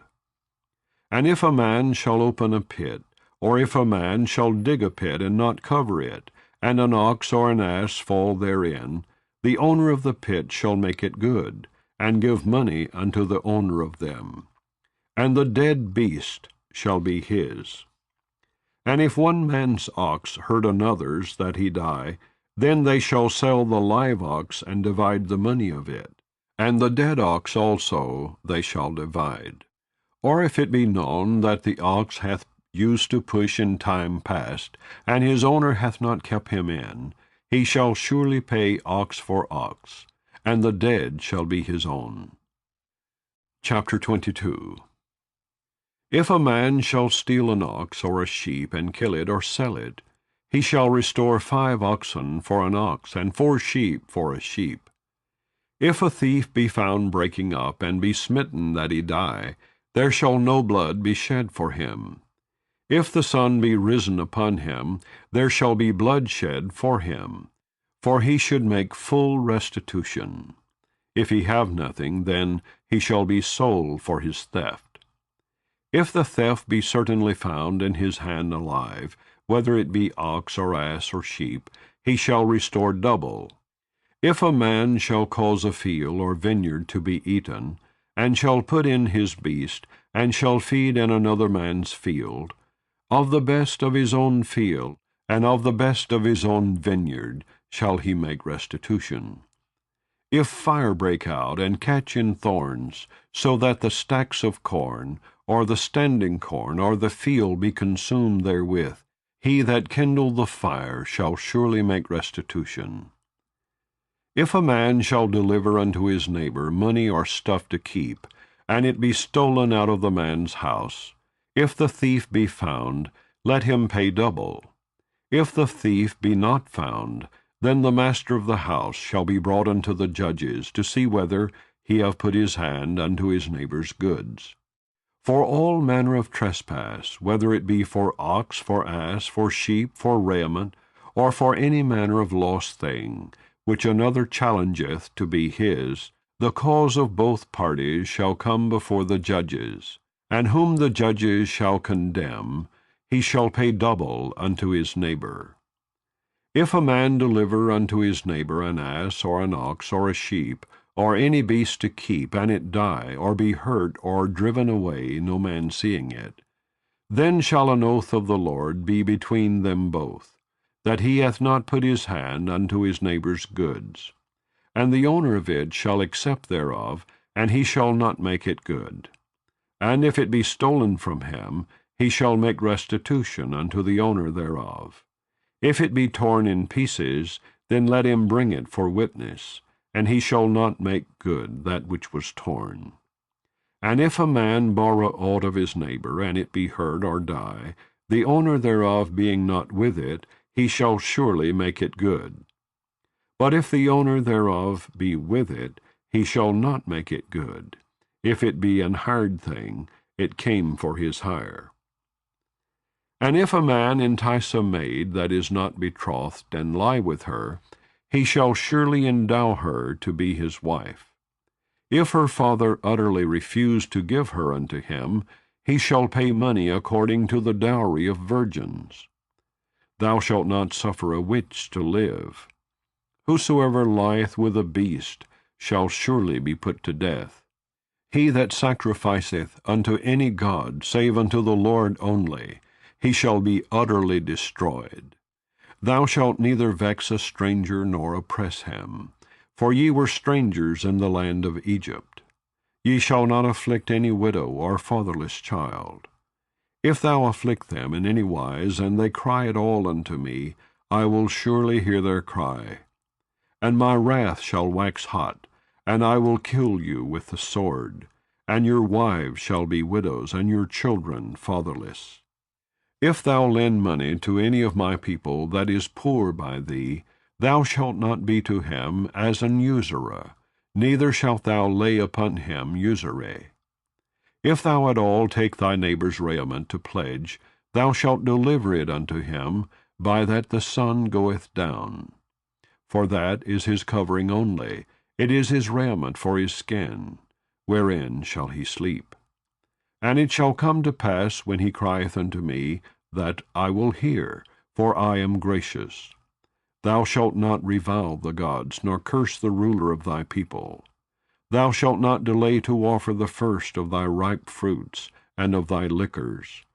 The firstborn of thy sons shalt thou give unto me. Likewise shalt thou do with thine oxen, and with thy sheep. 7 days it shall be with his dam. On the 8th day thou shalt give it me. And ye shall be holy men unto me. Neither shall ye eat any flesh that is torn of beast in the field. Ye shall cast it to the dogs. Chapter 23. Thou shalt not raise a false report. Put not thine hand with the wicked to be an unrighteous witness. Thou shalt not follow a multitude to do evil. Neither shalt thou speak in a cause to decline after many to wrest judgment. Neither shalt thou countenance a poor man in his cause. If thou meet thine enemy's ox or his ass going astray, thou shalt surely bring it back to him again. If thou see the ass of him that hateth thee lying under his burden, and wouldest forbear to help him, thou shalt surely help with him. Thou shalt not wrest the judgment of thy poor in his cause.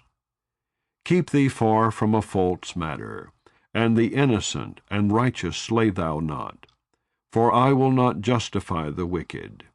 And thou shalt take no gift, for the gift blindeth the wise, and perverteth the words of the righteous. Also thou shalt not oppress a stranger, for ye know the heart of a stranger, seeing ye were strangers in the land of Egypt. And 6 years thou shalt sow thy land, and shalt gather in the fruits thereof. But the 7th year thou shalt let it rest and lie still, that the poor of thy people may eat, and what they leave the beast of the field shall eat. In like manner thou shalt deal with thy vineyard, and with thy oliveyard. 6 days thou shalt do thy work, and on the 7th day thou shalt rest, that thine ox and thine ass may rest, and the son of thy handmaid and the stranger may be refreshed. And in all things that I have said unto you be circumspect, and make no mention of the name of other gods, neither let it be heard out of thy mouth. 3 times thou shalt keep a feast unto me in the year. Thou shalt keep the feast of unleavened bread. Thou shalt eat unleavened bread 7 days, as I commanded thee, in the time appointed of the month Abib. For in it thou camest out from Egypt, and none shall appear before me empty. And the feast of harvest, the firstfruits of thy labors, which thou hast sown in the field, and the feast of ingathering, which is in the end of the year, when thou hast gathered in thy labors out of the field. 3 times in the year all thy males shall appear before the Lord God. Thou shalt not offer the blood of my sacrifice with leavened bread, neither shall the fat of my sacrifice remain until the morning. The first of the firstfruits of thy land thou shalt bring into the house of the Lord thy God. Thou shalt not see the kid in his mother's milk. Behold, I send an angel before thee to keep thee in the way, and to bring thee into the place which I have prepared. Beware of him, and obey his voice. Provoke him not, for he will not pardon your transgressions, for my name is in him. But if thou shalt indeed obey his voice, and do all that I speak, then I will be an enemy unto thine enemies, and an adversary unto thine adversaries. For mine angel shall go before thee, and bring thee in unto the Amorites, and the Hittites, and the Perizzites, and the Canaanites, the Hivites, and the Jebusites. And I will cut them off. Thou shalt not bow down to their gods, nor serve them, nor do after their works, but thou shalt utterly overthrow them, and quite break down their images. And ye shall serve the Lord your God, and he shall bless thy bread and thy water. And I will take sickness away from the midst of thee. There shall nothing cast their young, nor be barren in thy land. The number of thy days I will fulfill. I will send my fear before thee, and will destroy all the people to whom thou shalt come. And I will make all thine enemies turn their backs unto thee. And I will send hornets before thee, which shall drive out the Hivite, the Canaanite, and the Hittite from before thee. I will not drive them out from before thee in 1 year, lest the land become desolate, and the beast of the field multiply against thee. By little and little I will drive them out from before thee, until thou be increased and inherit the land. And I will set thy bounds from the Red Sea even unto the sea of the Philistines, and from the desert unto the river. For I will deliver the inhabitants of the land into your hand, and thou shalt drive them out before thee. Thou shalt make no covenant with them, nor with their gods. They shall not dwell in thy land, lest they make thee sin against me. For if thou serve their gods, it will surely be a snare unto thee. Chapter 24. And he said unto Moses, Come up unto the Lord, thou and Aaron, Nadab and Abihu, and 70 of the elders of Israel, and worship ye afar off. And Moses alone shall come near the Lord, but they shall not come nigh, neither shall the people go up with him. And Moses came and told the people all the words of the Lord, and all the judgments. And all the people answered with one voice, and said, All the words which the Lord hath said will we do. And Moses wrote all the words of the Lord, and rose up early in the morning, and builded an altar under the hill, and 12 pillars, according to the 12 tribes of Israel. And he sent young men of the children of Israel, which offered burnt offerings, and sacrificed peace offerings of oxen unto the Lord. And Moses took half of the blood, and put it in basins, and half of the blood he sprinkled on the altar. And he took the book of the covenant, and read in the audience of the people, and they said, All that the Lord hath said will we do, and be obedient. And Moses took the blood, and sprinkled it on the people, and said, Behold the blood of the covenant, which the Lord hath made with you, concerning all these words. Then went up Moses and Aaron, Nadab and Abihu, and 70 of the elders of Israel. And they saw the God of Israel, and there was under his feet as it were a paved work of a sapphire stone, and as it were the body of heaven in his clearness. And upon the nobles of the children of Israel he laid not his hand. Also they saw God, and did eat and drink. And the Lord said unto Moses, Come up to me into the mount, and be there. And I will give thee tables of stone, and a law, and commandments which I have written, that thou mayest teach them. And Moses rose up, and his minister Joshua. And Moses went up into the mount of God. And he said unto the elders, Tarry ye here for us, until we come again unto you. And behold, Aaron and Hur are with you. If any man have any matters to do, let him come unto them. And Moses went up into the mount, and a cloud covered the mount. And the glory of the Lord abode upon Mount Sinai, and the cloud covered it 6 days. And the 7th day he called unto Moses out of the midst of the cloud. And the sight of the glory of the Lord was like devouring fire on the top of the mount in the eyes of the children of Israel. And Moses went into the midst of the cloud, and gat him up into the mount. And Moses was in the mount 40 days and 40 nights. Chapter 25. And the Lord spake unto Moses, saying, Speak unto the children of Israel, that they bring me an offering. Of every man that giveth it willingly with his heart, ye shall take my offering. And this is the offering which ye shall take of them: gold and silver and brass, and blue and purple and scarlet, and fine linen and goat's hair, and ram skins dyed red, and badger skins, and shittim wood, oil for the light, spices for anointing oil, and for sweet incense, onyx stones, and stones to be set in the ephod and in the breastplate. And let them make me a sanctuary, that I may dwell among them. According to all that I show thee, after the pattern of the tabernacle, and the pattern of all the instruments thereof, even so shall ye make it. And they shall make an ark of shittim wood, 2 cubits and a half shall be the length thereof, and 1 cubit and a half the breadth thereof, and 1 cubit and a half the height thereof. And thou shalt overlay it with pure gold, within and without shalt thou overlay it, and shalt make upon it a crown of gold round about. And thou shalt cast 4 rings of gold for it, and put them in the 4 corners thereof. And 2 rings shall be in the one side of it, and 2 rings in the other side of it. And thou shalt make staves of shittim wood, and overlay them with gold. And thou shalt put the staves into the rings by the sides of the ark, that the ark may be borne with them. The staves shall be in the rings of the ark, they shall not be taken from it.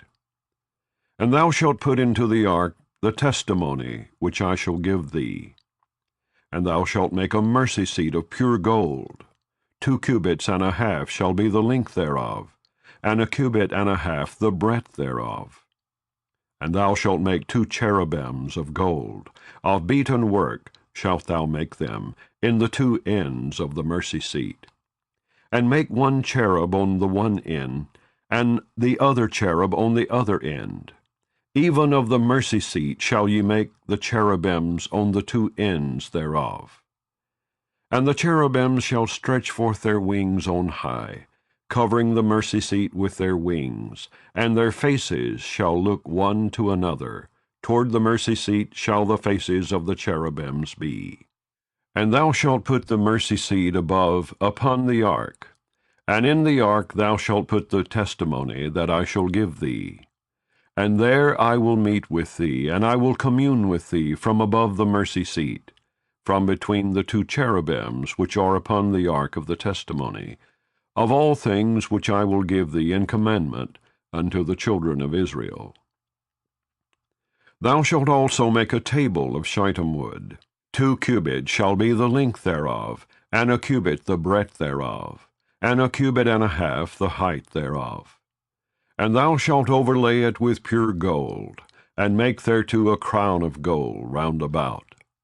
And thou shalt make unto it a border of an handbreadth round about, and thou shalt make a golden crown to the border thereof round about.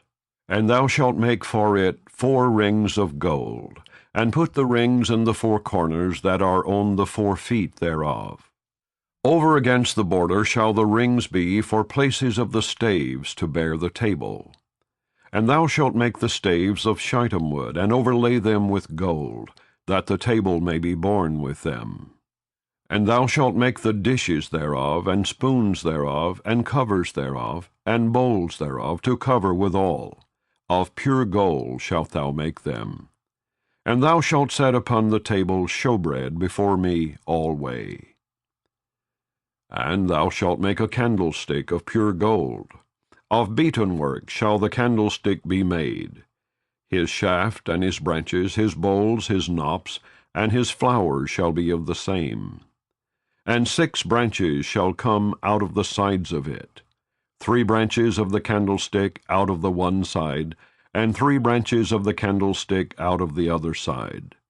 3 bowls made like unto almonds, with a knop and a flower in one branch, and 3 bowls made like almonds in the other branch, with a knop and a flower. So in the 6 branches that come out of the candlestick. And in the candlestick shall be 4 bowls made like unto almonds, with their knops and their flowers. And there shall be a knop under 2 branches of the same, and a knop under 2 branches of the same, and a knop under 2 branches of the same, according to the 6 branches that proceed out of the candlestick. Their knops and their branches shall be of the same. All it shall be one beaten work of pure gold. And thou shalt make the 7 lamps thereof, and they shall light the lamps thereof, that they may give light over against it. And the tongs thereof and the snuff dishes thereof shall be of pure gold. Of a talent of pure gold shall he make it, with all these vessels. And look that thou make them after their pattern, which was showed thee in the mount. Chapter 26. Moreover thou shalt make the tabernacle with 10 curtains of fine twined linen, and blue, and purple, and scarlet. With cherubims of cunning work shalt thou make them. The length of one curtain shall be 28 cubits, and the breadth of one curtain 4 cubits. And every one of the curtains shall have one measure.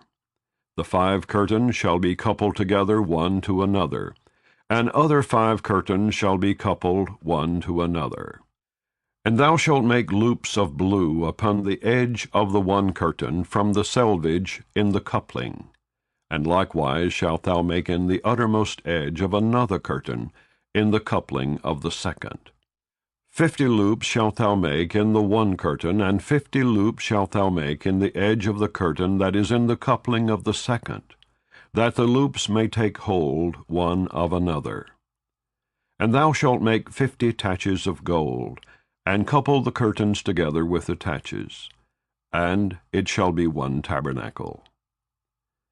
And thou shalt make curtains of goat's hair to be a covering upon the tabernacle. 11 curtains shalt thou make. The length of one curtain shall be 30 cubits, and the breadth of one curtain 4 cubits, and the 11 curtains shall be all of one measure. And thou shalt couple 5 curtains by themselves, and 6 curtains by themselves, and shalt double the 6th curtain in the forefront of the tabernacle. And thou shalt make 50 loops on the edge of the one curtain that is outmost in the coupling, and 50 loops in the edge of the curtain which coupleth the second. And thou shalt make 50 taches of brass, and put the taches into the loops, and couple the tent together, that it may be one. And the remnant that remaineth of the curtains of the tent, the half curtain that remaineth, shall hang over the backside of the tabernacle, and a cubit on the one side, and a cubit on the other side of that which remaineth in the length of the curtains of the tent. It shall hang over the sides of the tabernacle on this side, and on that side to cover it. And thou shalt make a covering for the tent of ram skins dyed red, and a covering above of badger skins. And thou shalt make boards for the tabernacle of shittim wood standing up. 10 cubits shall be the length of a board, and a cubit and a half shall be the breadth of one board. 2 tenons shall there be in one board, set in order one against another. Thus shalt thou make for all the boards of the tabernacle. And thou shalt make the boards for the tabernacle, 20 boards on the south side southward. And thou shalt make 40 sockets of silver under the 20 boards, 2 sockets under one board for his 2 tenons, and 2 sockets under another board for his 2 tenons. And for the second side of the tabernacle on the north side there shall be 20 boards, and there 40 sockets of silver, 2 sockets under one board, and 2 sockets under another board. And for the sides of the tabernacle westward thou shalt make 6 boards. And 2 boards shalt thou make for the corners of the tabernacle in the 2 sides. And they shall be coupled together beneath, and they shall be coupled together above the head of it unto one ring. Thus shall it be for them both. They shall be for the 2 corners. And they shall be 8 boards, and their sockets of silver 16 sockets, 2 sockets under one board, and 2 sockets under another board. And thou shalt make bars of shittim wood, 5 for the boards of the one side of the tabernacle, and 5 bars for the boards of the other side of the tabernacle, and 5 bars for the boards of the side of the tabernacle, for the 2 sides westward. And the middle bar in the midst of the boards shall reach from end to end. And thou shalt overlay the boards with gold, and make their rings of gold for places for the bars. And thou shalt overlay the bars with gold, and thou shalt rear up the tabernacle according to the fashion thereof, which was showed thee in the mount. And thou shalt make a veil of blue, and purple, and scarlet, and fine twined linen of cunning work. With cherubims shall it be made. And thou shalt hang it upon 4 pillars of shittim wood overlaid with gold. Their hooks shall be of gold, upon the 4 sockets of silver. And thou shalt hang up the veil under the taches, that thou mayest bring in thither within the veil the ark of the testimony. And the veil shall divide unto you between the holy place and the most holy. And thou shalt put the mercy seat upon the ark of the testimony in the most holy place. And thou shalt set the table without the veil, and the candlestick over against the table on the side of the tabernacle toward the south. And thou shalt put the table on the north side. And thou shalt make an hanging for the door of the tent, of blue and purple and scarlet and fine twined linen, wrought with needlework. And thou shalt make for the hanging 5 pillars of shittim wood, and overlay them with gold, and their hooks shall be of gold. And thou shalt cast 5 sockets of brass for them. Chapter 27. And thou shalt make an altar of shittim wood, 5 cubits long, and 5 cubits broad. The altar shall be 4 square, and the height thereof shall be 3 cubits. And thou shalt make the horns of it upon the 4 corners thereof. His horn shall be of the same, and thou shalt overlay it with brass. And thou shalt make his pans to receive his ashes, and his shovels, and his basins, and his flesh hooks, and his firepans. All the vessels thereof thou shalt make of brass. And thou shalt make for it a grate of network of brass, And upon the net shalt thou make 4 brazen rings in the 4 corners thereof. And thou shalt put it under the compass of the altar beneath, that the net may be even to the midst of the altar. And thou shalt make staves for the altar, staves of shittim wood, and overlay them with brass. And the staves shall be put into the rings, and the staves shall be upon the 2 sides of the altar to bear it. Hollow with boards shalt thou make it, as it was showed thee in the mount, so shall they make it. And thou shalt make the court of the tabernacle. For the south side southward there shall be hangings for the court of fine twined linen, of 100 cubits long for one side.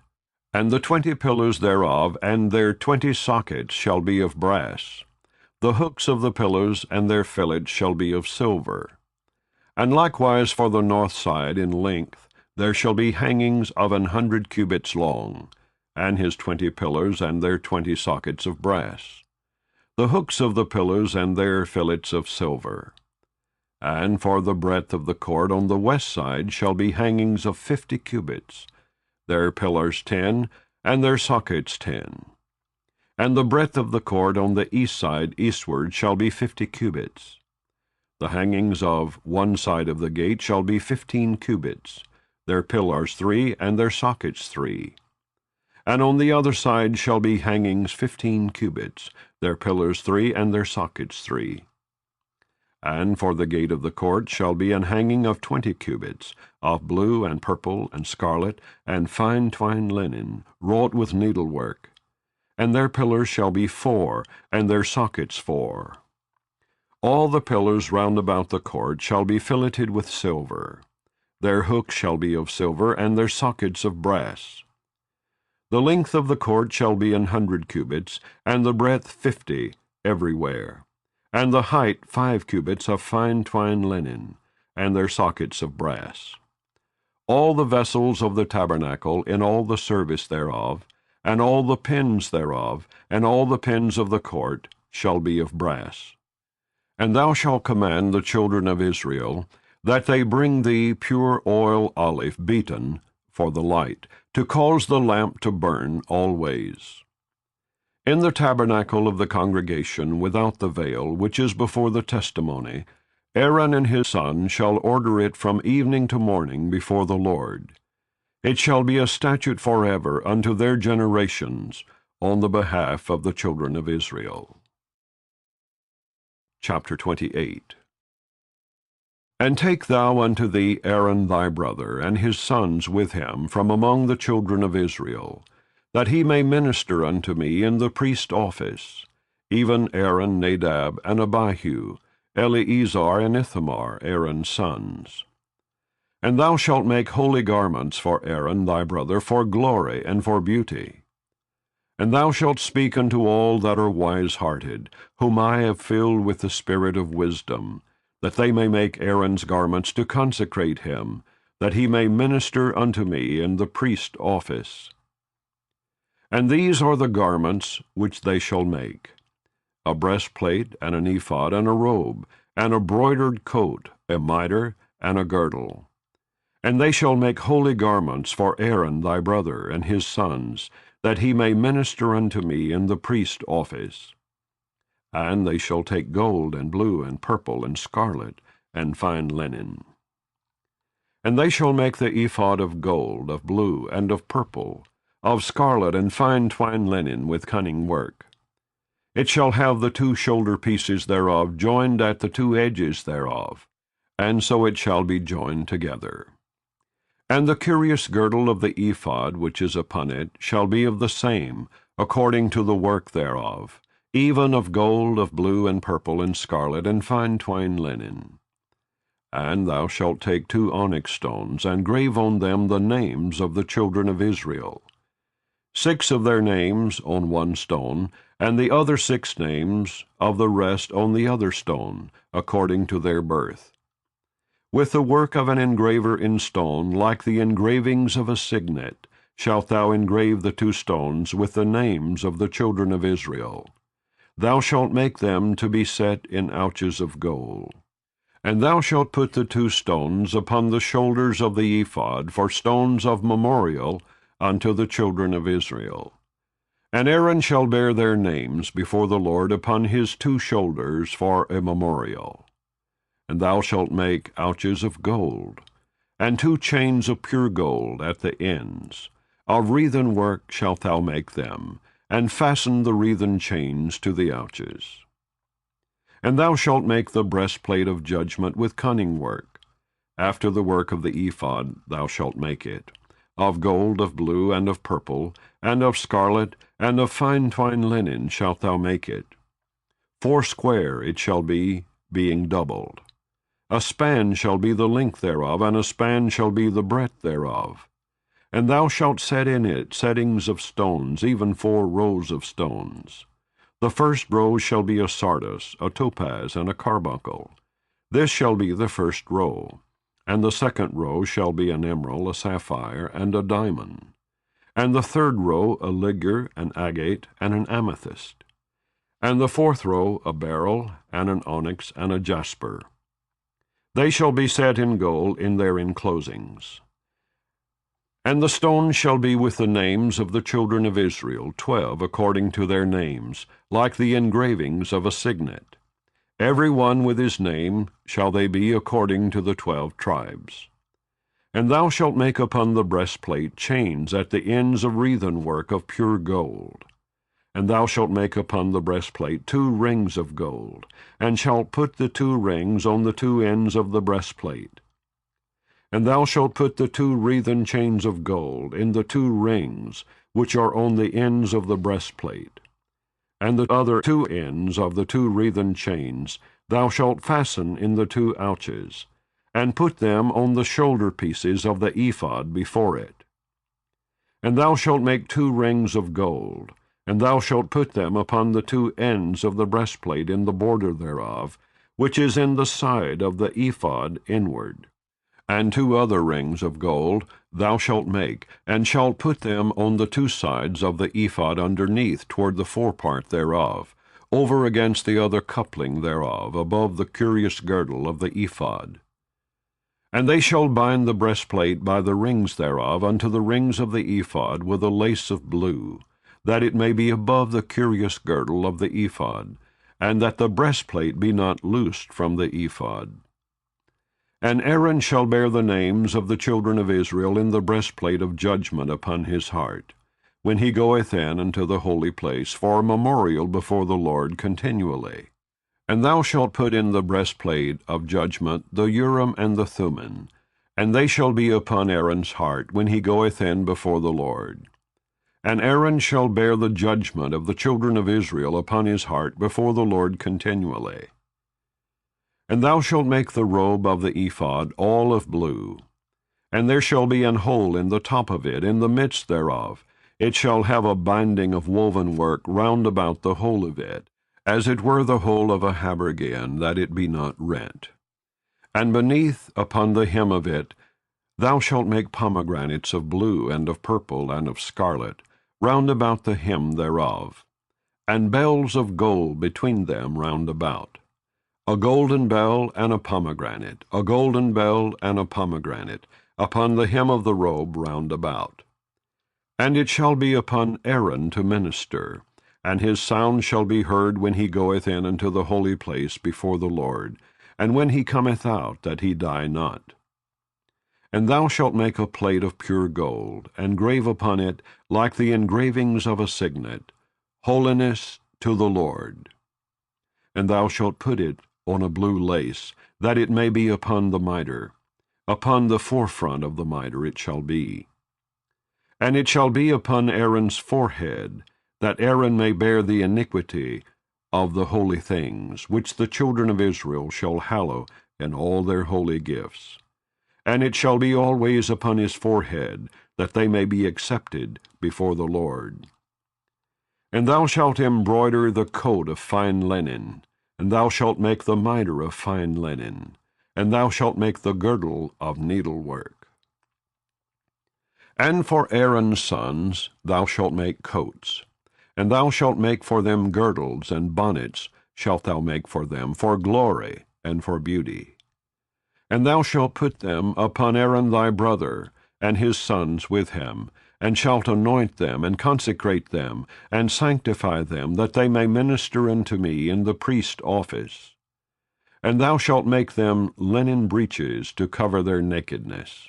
From the loins even unto the thighs they shall reach. And they shall be upon Aaron and upon his sons, when they come in unto the tabernacle of the congregation, or when they come near unto the altar to minister in the holy place, that they bear not iniquity and die. It shall be a statute forever unto him and his seed after him. Chapter 29.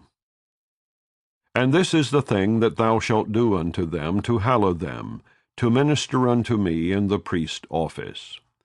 Take 1 young bullock and 2 rams without blemish, and unleavened bread and cakes unleavened, tempered with oil, and wafers unleavened, anointed with oil.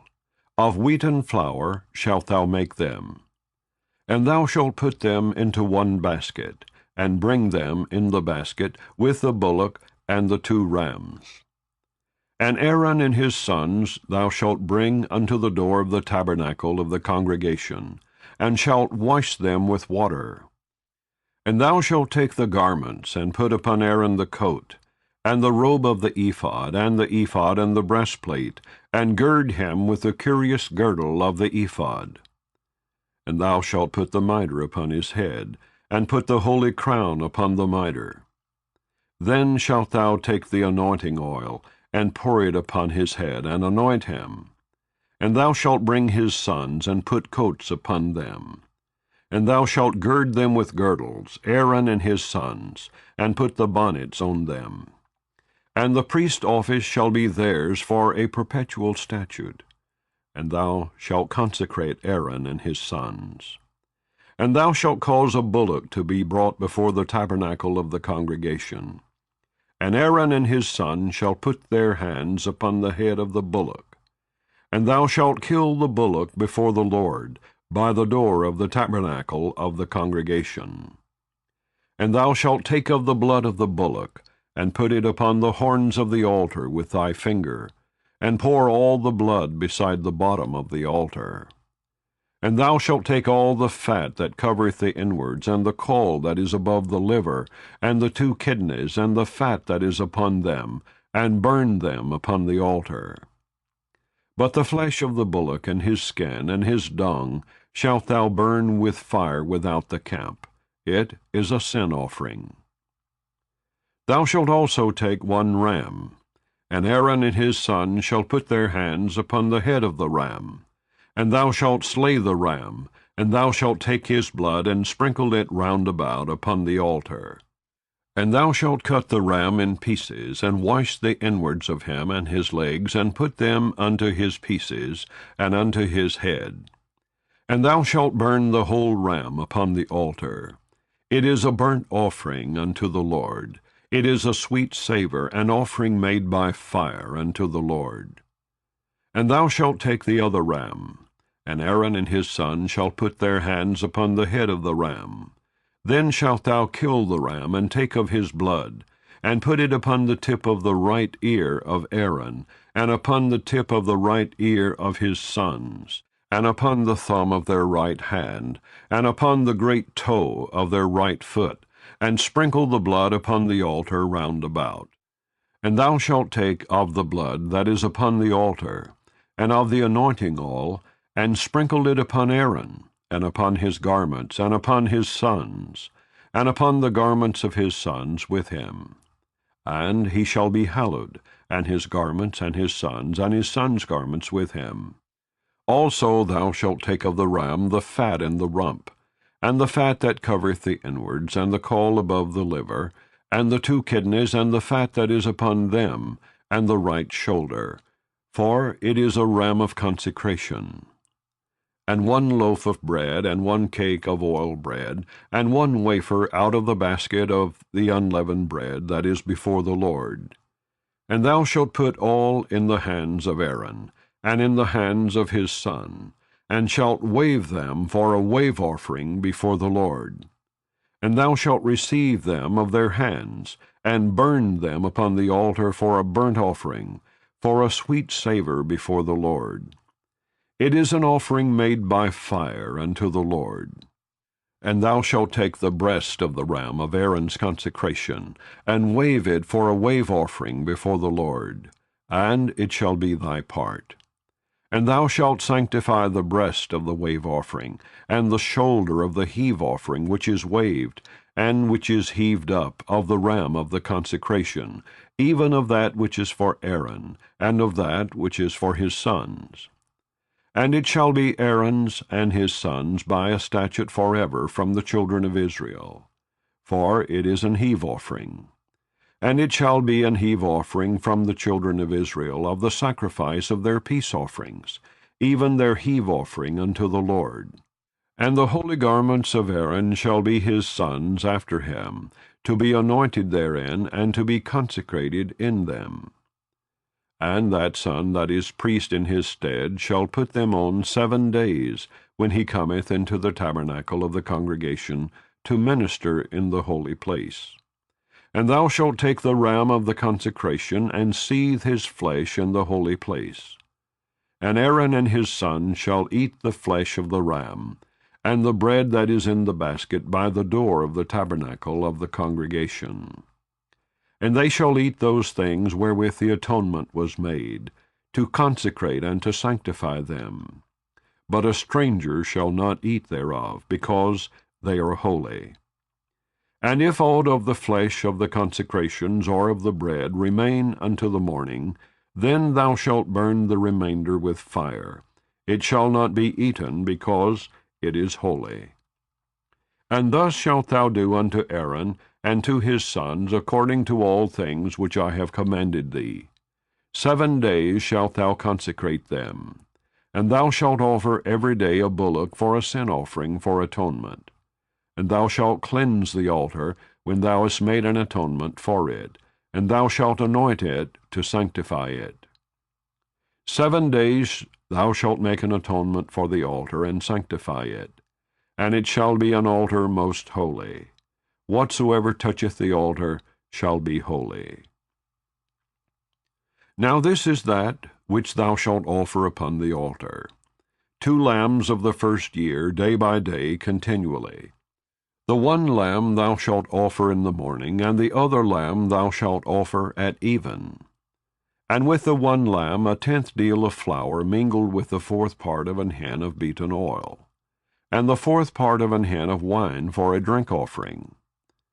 And the other lamb thou shalt offer at even, and shalt do thereto according to the meat offering of the morning, and according to the drink offering thereof for a sweet savor, an offering made by fire unto the Lord. This shall be a continual burnt offering throughout your generations at the door of the tabernacle of the congregation before the Lord, where I will meet you to speak there unto thee. And there I will meet with the children of Israel, and the tabernacle shall be sanctified by my glory. And I will sanctify the tabernacle of the congregation and the altar. I will sanctify also both Aaron and his sons to minister to me in the priest office. And I will dwell among the children of Israel, and will be their God. And they shall know that I am the Lord their God, that brought them forth out of the land of Egypt, that I may dwell among them. I am the Lord their God. Chapter 30. And thou shalt make an altar to burn incense upon. Of shittim wood shalt thou make it. A cubit shall be the length thereof, and a cubit the breadth thereof. 4 squares shall it be, and 2 cubits shall be the height thereof. The horns thereof shall be of the same. And thou shalt overlay it with pure gold, the top thereof and the sides thereof round about, and the horns thereof. And thou shalt make unto it a crown of gold round about. And 2 golden rings shalt thou make to it under the crown of it, by the 2 corners thereof, upon the 2 sides of it shalt thou make it. And they shall be for places for the staves to bear it withal. And thou shalt make the staves of shittim wood, and overlay them with gold. And thou shalt put it before the veil that is by the ark of the testimony, before the mercy seat that is over the testimony, where I will meet with thee. And Aaron shall burn their own sweet incense every morning, when he dresseth the lamps. He shall burn incense upon it. And when Aaron lighteth the lamps at even, he shall burn incense upon it, a perpetual incense before the Lord throughout your generations. Ye shall offer no strange incense thereon, nor burnt sacrifice, nor meat offering, neither shall ye pour drink offering thereon. And Aaron shall make an atonement upon the horns of it once in a year, with the blood of the sin offering of atonements. Once in the year shall he make atonement upon it throughout your generations. It is most holy unto the Lord. And the Lord spake unto Moses, saying, When thou takest the sum of the children of Israel after their number, then shall they give every man a ransom for his soul unto the Lord, when thou numberest them, that there be no plague among them when thou numberest them. This they shall give, every one that passeth among them that are numbered, half a shekel after the shekel of the sanctuary. A shekel is 20 gerahs. And half shekel shall be the offering of the Lord. Every one that passeth among them that are numbered from 20 years old and above shall give an offering unto the Lord. The rich shall not give more, and the poor shall not give less than half a shekel, when they give an offering unto the Lord to make an atonement for your souls. And thou shalt take the atonement money of the children of Israel, and shalt appoint it for the service of the tabernacle of the congregation, that it may be a memorial unto the children of Israel before the Lord, to make an atonement for your souls. And the Lord spake unto Moses, saying, Thou shalt also make a laver of brass, and his foot also of brass, to wash withal, and thou shalt put it between the tabernacle of the congregation and the altar, and thou shalt put water therein. For Aaron and his son shall wash their hands and their feet thereat. When they go into the tabernacle of the congregation, they shall wash with water, that they die not. Or when they come near to the altar to minister to burnt offering made by fire unto the Lord. So they shall wash their hands and their feet, that they die not. And it shall be a statute forever to them, even to him and to his seed, throughout their generations. Moreover the Lord spake unto Moses, saying, Take thou also unto thee principal spices of pure myrrh 500 shekels, and of sweet cinnamon half so much, even 250 shekels, and of sweet calamus 250 shekels, and of cassia 500 shekels, after the shekel of the sanctuary, and of oil olive and hin. And thou shalt make it an oil of holy ointment, an ointment compound after the art of the apothecary. It shall be an holy anointing oil. And thou shalt anoint the tabernacle of the congregation therewith, and the ark of the testimony. And the table and all his vessels, and the candlestick and his vessels, and the altar of incense, and the altar of burnt offering with all his vessels, and the laver and his foot. And thou shalt sanctify them, that they may be most holy. Whatsoever toucheth them shall be holy. And thou shalt anoint Aaron and his sons, and consecrate them, that they may minister unto me in the priest office. And thou shalt speak unto the children of Israel, saying, This shall be an holy anointing oil unto me throughout your generations. Upon man's flesh shall it not be poured, neither shall ye make any other like it, after the composition of it. It is holy, and it shall be holy unto you.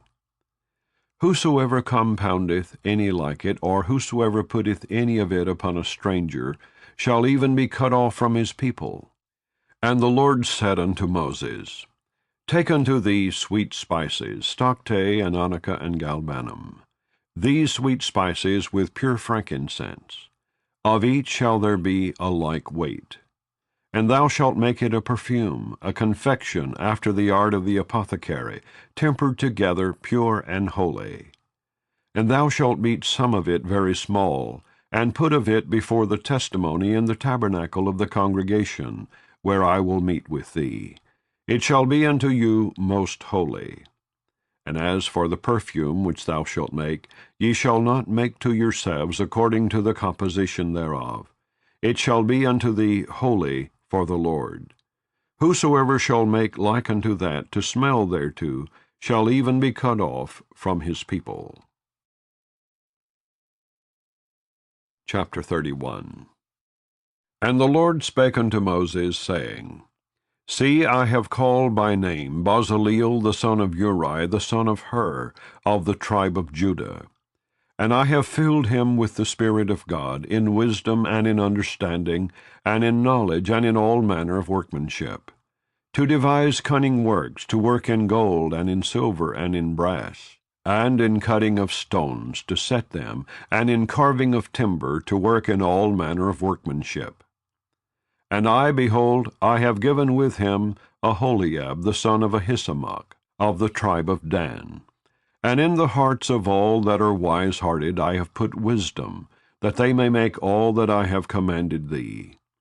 The tabernacle of the congregation, and the ark of the testimony, and the mercy seat that is thereupon, and all the furniture of the tabernacle, and the table and his furniture, and the pure candlestick with all his furniture, and the altar of incense, and the altar of burnt offering with all his furniture, and the laver and his foot, and the cloths of service, and the holy garments for Aaron the priest, and the garments of his sons to minister in the priest's office, and the anointing oil and sweet incense for the holy place, according to all that I have commanded thee shall they do. And the Lord spake unto Moses, saying, Speak thou also unto the children of Israel, saying, Verily my Sabbaths ye shall keep, for it is a sign between me and you throughout your generations, that ye may know that I am the Lord that doth sanctify you. Ye shall keep the Sabbath therefore, for it is holy unto you. Every one that defileth it shall surely be put to death. For whosoever doeth any work therein, that soul shall be cut off from among his people. 6 days may work be done, but in the 7th is the Sabbath of rest, holy to the Lord. Whosoever doeth any work in the Sabbath day, he shall surely be put to death. Wherefore the children of Israel shall keep the Sabbath, to observe the Sabbath throughout their generations, for a perpetual covenant. It is a sign between me and the children of Israel forever. For in 6 days the Lord made heaven and earth, and on the 7th day he rested and was refreshed. And he gave unto Moses, when he had made an end of communing with him upon Mount Sinai, 2 tables of testimony, tables of stone, written with the finger of God. Chapter 32. And when the people saw that Moses delayed to come down out of the mount, the people gathered themselves together unto Aaron, and said unto him, Up, make us gods, which shall go before us. For as for this Moses, the man that brought us up out of the land of Egypt, we wot not what is become of him. And Aaron said unto them, Break off the golden earrings which are in the ears of your wives, of your sons, and of your daughters, and bring them unto me. And all the people brake off the golden earrings which were in their ears, and brought them unto Aaron. And he received them at their hand, and fashioned it with a graving tool, after he had made it a molten calf. And they said, These be thy gods, O Israel, which brought thee up out of the land of Egypt. And when Aaron saw it, he built an altar before it. And Aaron made proclamation, and said, Tomorrow is a feast to the Lord. And they rose up early on the morrow, and offered burnt offerings, and brought peace offerings. And the people sat down to eat and to drink, and rose up to play. And the Lord said unto Moses, Go get thee down, for thy people which thou broughtest out of the land of Egypt have corrupted themselves.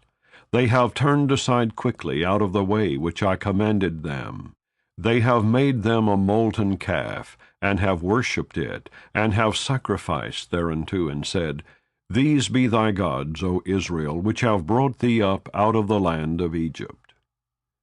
And the Lord said unto Moses, I have seen this people, and behold, it is a stiff-necked people. Now therefore let me alone, that my wrath may wax hot against them, and that I may consume them, and I will make of thee a great nation. And Moses besought the Lord his God, and said, Lord, why doth thy wrath wax hot against thy people, which thou hast brought forth out of the land of Egypt with great power, and with a mighty hand? Wherefore should the Egyptians speak and say, For mischief did he bring them out, to slay them in the mountains, and to consume them from the face of the earth? Turn from thy fierce wrath, and repent of this evil against thy people. Remember Abraham, Isaac, and Israel, thy servants, to whom thou swarest by thine own self, and saidst unto them, I will multiply your seed as the stars of heaven, and all this land that I have spoken of will I give unto your seed, and they shall inherit it forever. And the Lord repented of the evil which he thought to do unto his people. And Moses turned and went down from the mount, and the 2 tables of the testimony were in his hand. The tables were written on both their sides. On the one side and on the other were they written. And the tables were the work of God, and the writing was the writing of God graven upon the tables. And when Joshua heard the noise of the people as they shouted, he said unto Moses, There is a noise of war in the camp. And he said, It is not the voice of them that shout for mastery, neither is it the voice of them that cry for being overcome, but the noise of them that sing do I hear. And it came to pass, as soon as he came nigh unto the camp, that he saw the calf and the dancing, and Moses' anger waxed hot, and he cast the tables out of his hands, and brake them beneath the mount. And he took the calf which they had made, and burnt it in the fire, and ground it to powder, and strawed it upon the water, and made the children of Israel drink of it. And Moses said unto Aaron, What did this people unto thee, that thou hast brought so great a sin upon them? And Aaron said, Let not the anger of my Lord wax hot. Thou knowest the people, that they are set on mischief. For they said unto me, Make us gods, which shall go before us. For as for this Moses, the man that brought us up out of the land of Egypt, we wot not what is become of him. And I said unto them, Whosoever hath any gold, let them break it off.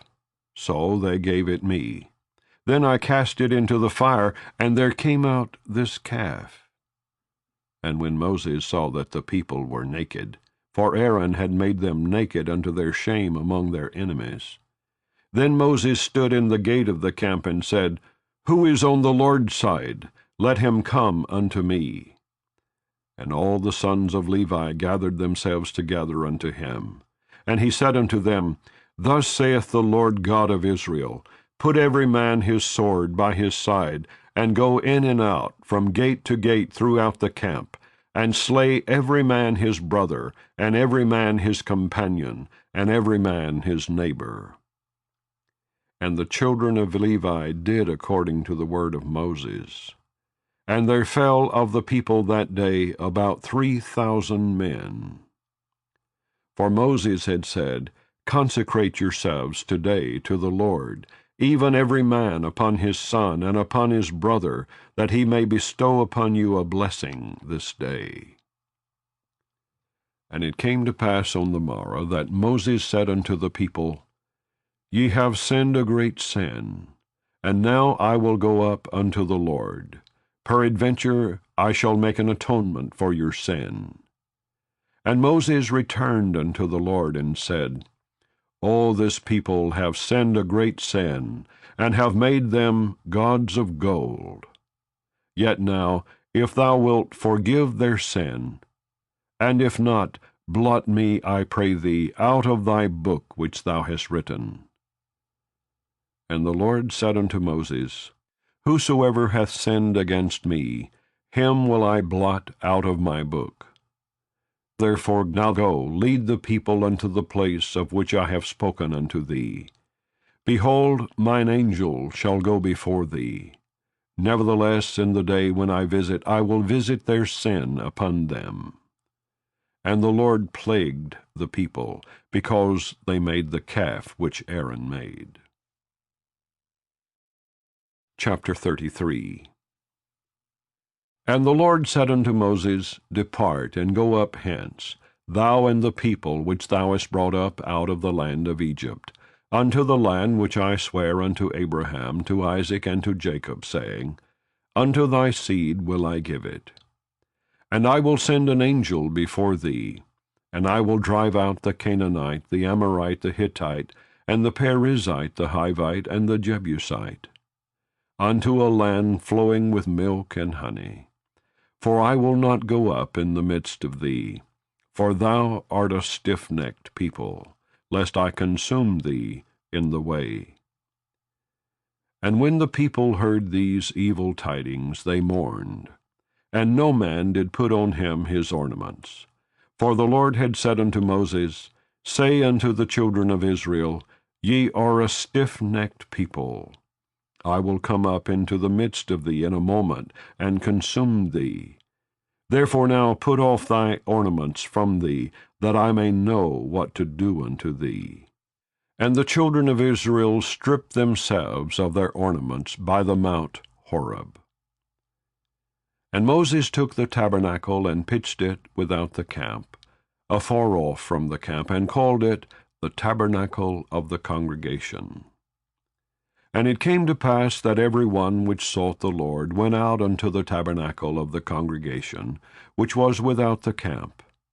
And it came to pass, when Moses went out unto the tabernacle, that all the people rose up, and stood every man at his tent door, and looked after Moses, until he was gone into the tabernacle.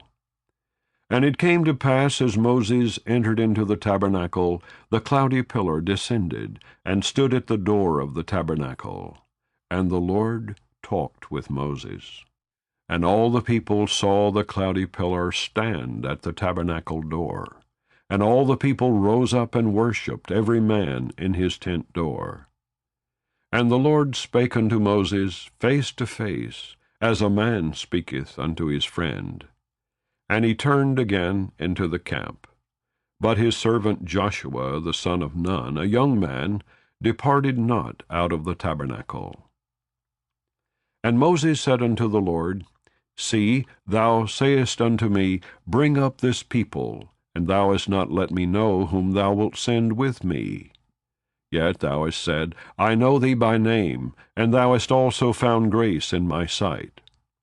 Now therefore, I pray thee, if I have found grace in thy sight, show me now thy way, that I may know thee, that I may find grace in thy sight, and consider that this nation is thy people. And he said, My presence shall go with thee, and I will give thee rest. And he said unto him, If thy presence go not with me, carry us not up hence.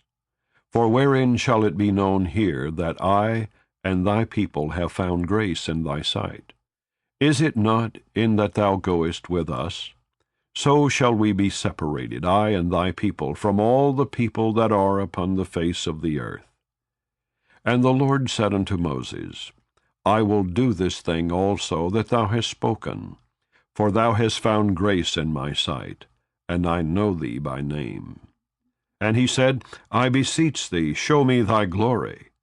And he said, I will make all my goodness pass before thee, and I will proclaim the name of the Lord before thee, and will be gracious to whom I will be gracious, and will show mercy on whom I will show mercy. And he said, Thou canst not see my face, for there shall no man see me and live. And the Lord said, Behold, there is a place by me, and thou shalt stand upon a rock. And it shall come to pass, while my glory passeth by, that I will put thee in a cleft of the rock, and will cover thee with my hand while I pass by. And I will take away mine hand, and thou shalt see my back parts, but my face shall not be seen. Chapter 34. And the Lord said unto Moses, Hew thee 2 tables of stone, like unto the first. And I will write upon these tables the words that were in the first tables which thou breakest. And be ready in the morning, and come up in the morning unto Mount Sinai, and present thyself there to me in the top of the mount. And no man shall come up with thee, neither let any man be seen throughout all the mount, neither let the flocks nor herds feed before that mount. And he hewed 2 tables of stone, like unto the first. And Moses rose up early in the morning, and went up unto Mount Sinai, as the Lord had commanded him, and took in his hand the 2 tables of stone. And the Lord descended in the cloud, and stood with him there, and proclaimed the name of the Lord. And the Lord passed by before him, and proclaimed, the Lord God, merciful and gracious, long-suffering, and abundant in goodness and truth, keeping mercy for thousands, forgiving iniquity and transgression and sin, and that will by no means clear the guilty, visiting the iniquity of the fathers upon the children, and upon the children's children, unto the 3rd and to the 4th generation. And Moses made haste, and bowed his head toward the earth, and worshipped. And he said, If now I have found grace in thy sight, O Lord, let my Lord, I pray thee, go among us, for it is a stiff-necked people, and pardon our iniquity and our sin, and take us for thine inheritance. And he said, Behold, I make a covenant. Before all thy people I will do marvels, such as have not been done in all the earth, nor in any nation. And all the people among which thou art shall see the work of the Lord, for it is a terrible thing that I will do with thee. Observe thou that which I command thee this day. Behold, I drive out before thee the Amorite, and the Canaanite, and the Hittite, and the Perizzite, and the Hivite, and the Jebusite. Take heed to thyself, lest thou make a covenant with the inhabitants of the land whither thou goest, lest it be for a snare in the midst of thee. But ye shall destroy their altars, break their images, and cut down their groves. For thou shalt worship no other God. For the Lord, whose name is jealous, is a jealous God. Lest thou make a covenant with the inhabitants of the land, and they go a-whoring after their gods, and do sacrifice unto their gods, and one call thee, and thou eat of his sacrifice. And thou take of their daughters unto thy sons, and their daughters go a-whoring after their gods, and make thy sons go a-whoring after their gods. Thou shalt make thee no molten gods. The feast of unleavened bread shalt thou keep. 7 days thou shalt eat unleavened bread, as I commanded thee, in the time of the month Abib. For in the month Abib thou camest out from Egypt. All that openeth a matrix is mine, and every firstling among thy cattle, whether ox or sheep, that is male. But the firstling of an ass thou shalt redeem with a lamb, and if thou redeem him not, then shalt thou break his neck. All the firstborn of thy sons thou shalt redeem, and none shall appear before me empty. 6 days thou shalt work, but on the 7th day thou shalt rest. In earing time and in harvest thou shalt rest. And thou shalt observe the feast of weeks, of the firstfruits of wheat harvest, and the feast of ingathering at the year's end. Thrice in the year shall all your men-children appear before the Lord God, the God of Israel. For I will cast out the nations before thee, and enlarge thy borders. Neither shall any man desire thy land, when thou shalt go up to appear before the Lord thy God thrice in the year. Thou shalt not offer the blood of my sacrifice with leaven, neither shall the sacrifice of the feast of the Passover be left unto the morning. The first of the firstfruits of thy land thou shalt bring unto the house of the Lord thy God. Thou shalt not see the kid in his mother's milk. And the Lord said unto Moses, Write thou these words, for after the tenor of these words I have made a covenant with thee, and with Israel. And he was there with the Lord 40 days and 40 nights. He did neither eat bread nor drink water. And he wrote upon the tables the words of the covenant, the 10 commandments. And it came to pass, when Moses came down from Mount Sinai with the 2 tables of testimony in Moses' hand, when he came down from the mount, that Moses wist not that the skin of his face shone while he talked with him. And when Aaron and all the children of Israel saw Moses, behold, the skin of his face shone, and they were afraid to come nigh him. And Moses called unto them, and Aaron and all the rulers of the congregation returned unto him, and Moses talked with them. And afterward all the children of Israel came nigh, and he gave them in commandment all that the Lord had spoken with him in Mount Sinai. And till Moses had done speaking with them, he put a veil on his face.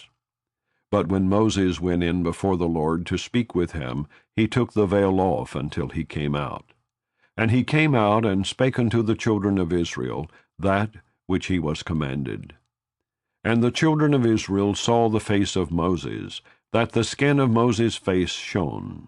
And Moses put the veil upon his face again, until he went in to speak with him.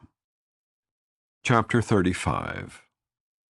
And Moses gathered all the congregation of the children of Israel together, and said unto them, These are the words which the Lord hath commanded, that ye should do them. 6 days shall work be done, but on the 7th day there shall be to you an holy day, a Sabbath of rest to the Lord. Whosoever doeth work therein shall be put to death. Ye shall kindle no fire throughout your habitations upon the Sabbath day. And Moses spake unto all the congregation of the children of Israel, saying, This is the thing which the Lord commanded, saying, Take ye from among you an offering unto the Lord. Whosoever is of a willing heart, let him bring it, an offering of the Lord, gold and silver and brass, and blue and purple and scarlet and fine linen and goat's hair, and ram's skin dyed red, and badger's skins and shittim wood, and oil for the light, and spices for anointing oil, and for the sweet incense, and onyx stones, and stones to be set for the ephod, and for the breastplate. And every wise-hearted among you shall come, and make all that the Lord hath commanded. The tabernacle, his tent, and his covering, his taches, and his boards, his bars, his pillars, and his sockets. The ark and the staves thereof, with the mercy seat, and the veil of the covering. The table and his staves, and all his vessels, and the showbread. The candlestick also for the light, and his furniture, and his lamps, with the oil for the light. And the incense altar, and his staves, and the anointing oil, and the sweet incense, and the hanging for the door at the entering in of the tabernacle. The altar of burnt offering, with his brazen grate, his staves, and all his vessels, the laver in his foot. The hangings of the court, his pillars, and their sockets, and the hanging for the door of the court. The pins of the tabernacle, and the pins of the court in their cords. The cloths of service, to do service in the holy place. The holy garments for Aaron the priest, and the garments of his sons, to minister in the priest office. And all the congregation of the children of Israel departed from the presence of Moses. And they came every one whose heart stirred him up, and every one whom his spirit made willing. And they brought the Lord's offering to the work of the tabernacle of the congregation, and for all his service, and for the holy garments. And they came, both men and women, as many as were willing-hearted, and brought bracelets and earrings, and rings and tablets, all jewels of gold. And every man that offered an offering of gold unto the Lord. And every man with whom was found blue and purple and scarlet, and fine linen, and goat's hair, and red skins of rams, and badger skins, brought them. Every one that did offer an offering of silver and brass brought the Lord's offering. And every man with whom was found shittim wood for any work of the service brought it.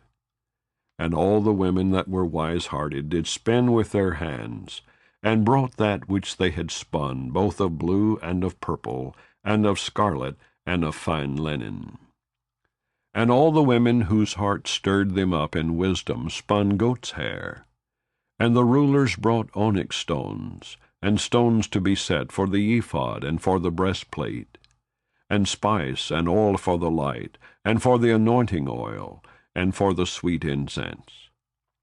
The children of Israel brought a willing offering unto the Lord, every man and woman whose heart made them willing to bring for all manner of work, which the Lord had commanded to be made by the hand of Moses.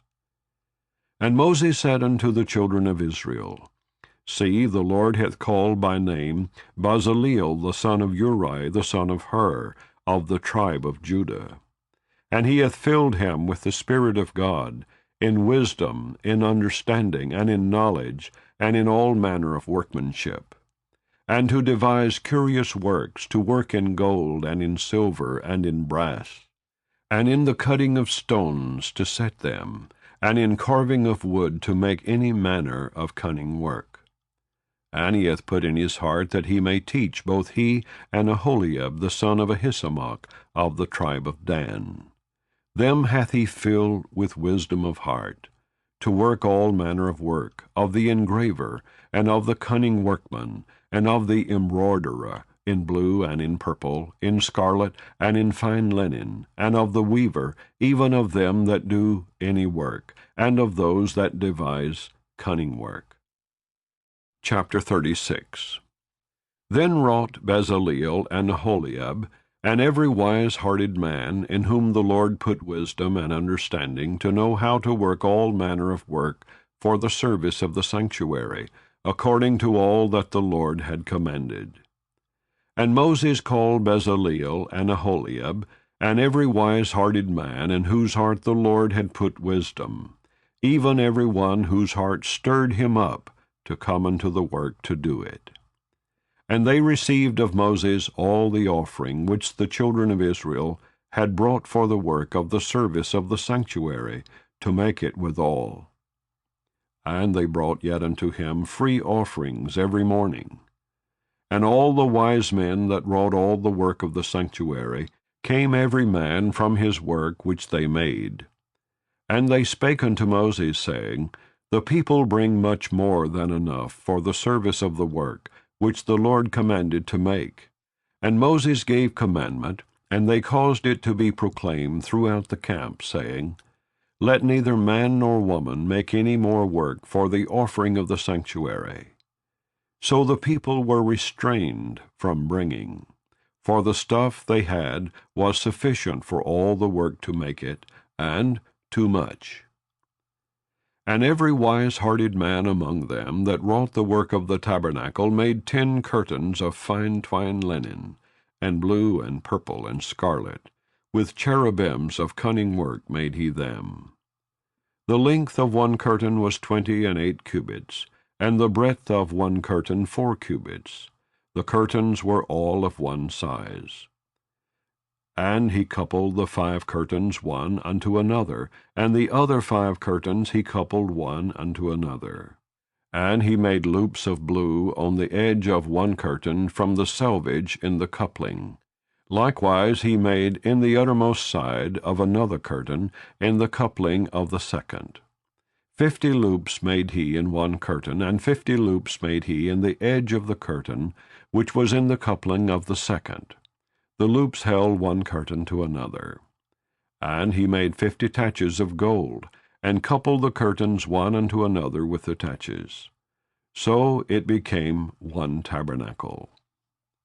And he made curtains of goat's hair for the tent over the tabernacle. 11 curtains he made them.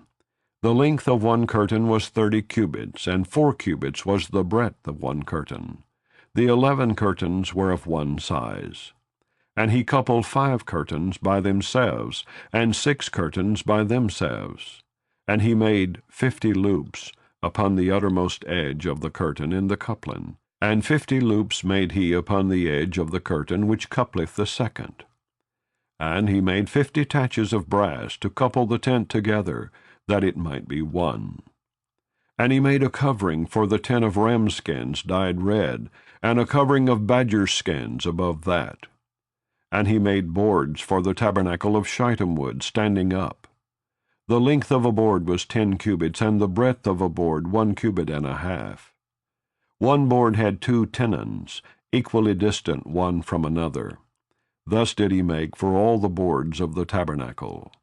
And he made boards for the tabernacle, 20 boards for the south side southward, and 40 sockets of silver he made under the 20 boards.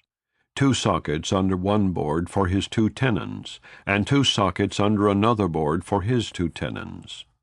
And for the other side of the tabernacle, which is toward the north corner, he made 20 boards. And their 40 sockets of silver, 2 sockets under one board, and 2 sockets under another board. And for the sides of the tabernacle westward he made 6 boards. And 2 boards made he for the corners of the tabernacle in the 2 sides. And they were coupled beneath, and coupled together at the head thereof to one ring. Thus he did to both of them in both the corners. And there were 8 boards, and their sockets were 16 sockets of silver, under every board 2 sockets. And he made bars of shittim wood, 5 for the boards of the one side of the tabernacle, and 5 bars for the boards of the other side of the tabernacle, and 5 bars for the boards of the tabernacle for the sides westward. And he made the middle bar to shoot through the boards from the one end to the other. And he overlaid the boards with gold, and made their rings of gold to be places for the bars, and overlaid the bars with gold. And he made a veil of blue, and purple, and scarlet, and fine twined linen. With cherubims made he it of cunning work. And he made thereunto 4 pillars of shittim wood, and overlaid them with gold. Their hooks were of gold, and he cast for them 4 sockets of silver. And he made an hanging for the tabernacle door, of blue, and purple, and scarlet, and fine twined linen of needlework. And the 5 pillars of it with their hooks. And he overlaid their chapiters and their fillets with gold, but their 5 sockets were of brass. Chapter 37. And Bezaleel made the ark of shittim wood. 2 cubits and a half was the length of it, and 1 cubit and a half the breadth of it, and 1 cubit and a half the height of it. And he overlaid it with pure gold within and without, and made a crown of gold to it round about. And he cast for it 4 rings of gold, to be set by the 4 corners of it, even 2 rings upon the one side of it, and 2 rings upon the other side of it. And he made staves of shittim wood, and overlaid them with gold. And he put the staves into the rings by the sides of the ark, to bear the ark. And he made the mercy seat of pure gold. 2 cubits and a half was the length thereof, and 1 cubit and a half the breadth thereof. And he made 2 cherubims of gold, beaten out of one piece made he them, on the 2 ends of the mercy seat. 1 cherub on the end on this side, and another cherub on the other end on that side. Out of the mercy seat made he the cherubims on the 2 ends thereof.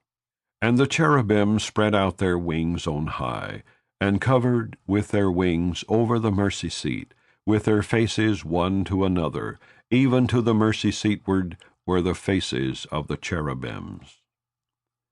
And he made the table of shittim wood. 2 cubits was the length thereof, and 1 cubit the breadth thereof, and 1 cubit and a half the height thereof. And he overlaid it with pure gold, and made thereunto a crown of gold round about. Also he made thereunto a border of an handbreadth round about, and made a crown of gold for the border thereof round about. And he cast for it 4 rings of gold, and put the rings upon the 4 corners that were in the 4 feet thereof. Over against the border were the rings, the places for the staves to bear the table. And he made the staves of shittim wood, and overlaid them with gold to bear the table. And he made the vessels which were upon the table, his dishes, and his spoons, and his bowls, and his covers to cover withal, of pure gold. And he made the candlestick of pure gold. Of beaten work made he the candlestick. His shaft, and his branch, his bowls, his knops, and his flowers were of the same.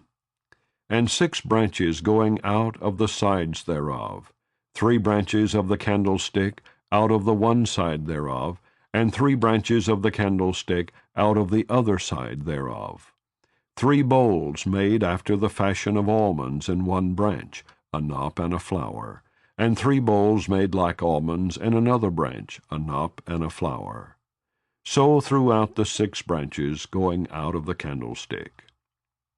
And in the candlestick were 4 bowls made like almonds, his knops and his flowers, and a knop under 2 branches of the same, and a knop under 2 branches of the same, and a knop under 2 branches of the same, according to the 6 branches going out of it.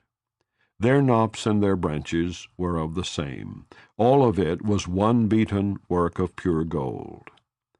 And he made his 7 lamps, and his snuffers, and his snuff dishes of pure gold. Of a talent of pure gold made he it, and all the vessels thereof. And he made the incense altar of shittim wood. The length of it was a cubit, and the breadth of it a cubit. It was 4 square. And 2 cubits was the height of it. The horns thereof were of the same. And he overlaid it with pure gold, both the top of it, and the sides thereof round about, and the horns of it. Also he made unto it a crown of gold round about. And he made 2 rings of gold for it under the crown thereof, by the 2 corners of it, upon the 2 sides thereof, to be places for the staves to bear it withal. And he made the staves of shittim wood, and overlaid them with gold. And he made the holy anointing oil, and the pure incense of sweet spices, according to the work of the apothecary. Chapter 38. And he made the altar of burnt offering of shittim wood. 5 cubits was the length thereof, and 5 cubits the breadth thereof. It was 4 square, and 3 cubits the height thereof. And he made the horns thereof on the 4 corners of it. The horns thereof were of the same. And he overlaid it with brass. And he made all the vessels of the altar, the pots, and the shovels, and the basins, and the flesh hooks, and the firepans. All the vessels thereof made he of brass. And he made for the altar a brazen grate of network under the compass thereof, beneath unto the midst of it. And he cast 4 rings for the 4 ends of the grate of brass, to be places for the staves. And he made the staves of shittim wood, and overlaid them with brass. And he put the staves into the rings on the sides of the altar, to bear it withal. He made the altar hollow with boards. And he made the laver of brass, and the foot of it of brass, of the looking glasses of the women assembling, which assembled at the door of the tabernacle of the congregation. And he made the court. On the south side southward the hangings of the court were of fine twined linen, 100 cubits. Their pillars were 20, and their brazen sockets 20.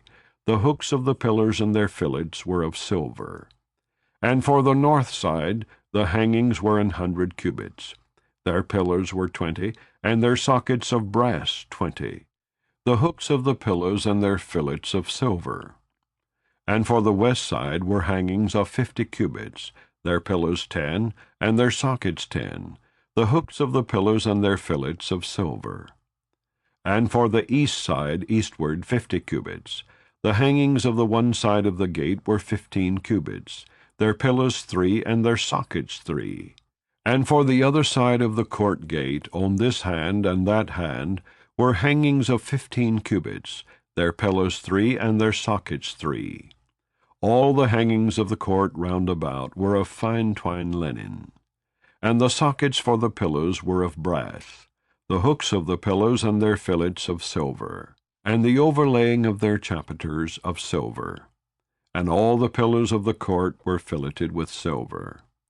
And the hanging for the gate of the court was needlework of blue and purple and scarlet, and fine twined linen. And 20 cubits was the length, and the height in the breadth was 5 cubits, answerable to the hangings of the court. And their pillars were 4, and their sockets of brass 4, their hooks of silver, and the overlaying of their chapiters and their fillets of silver. And all the pins of the tabernacle and of the court round about were of brass.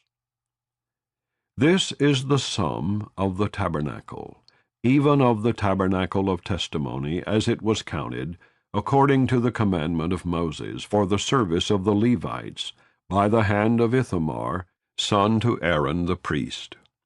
And Bezaleel the son of Uri, the son of Hur, of the tribe of Judah, made all that the Lord commanded Moses.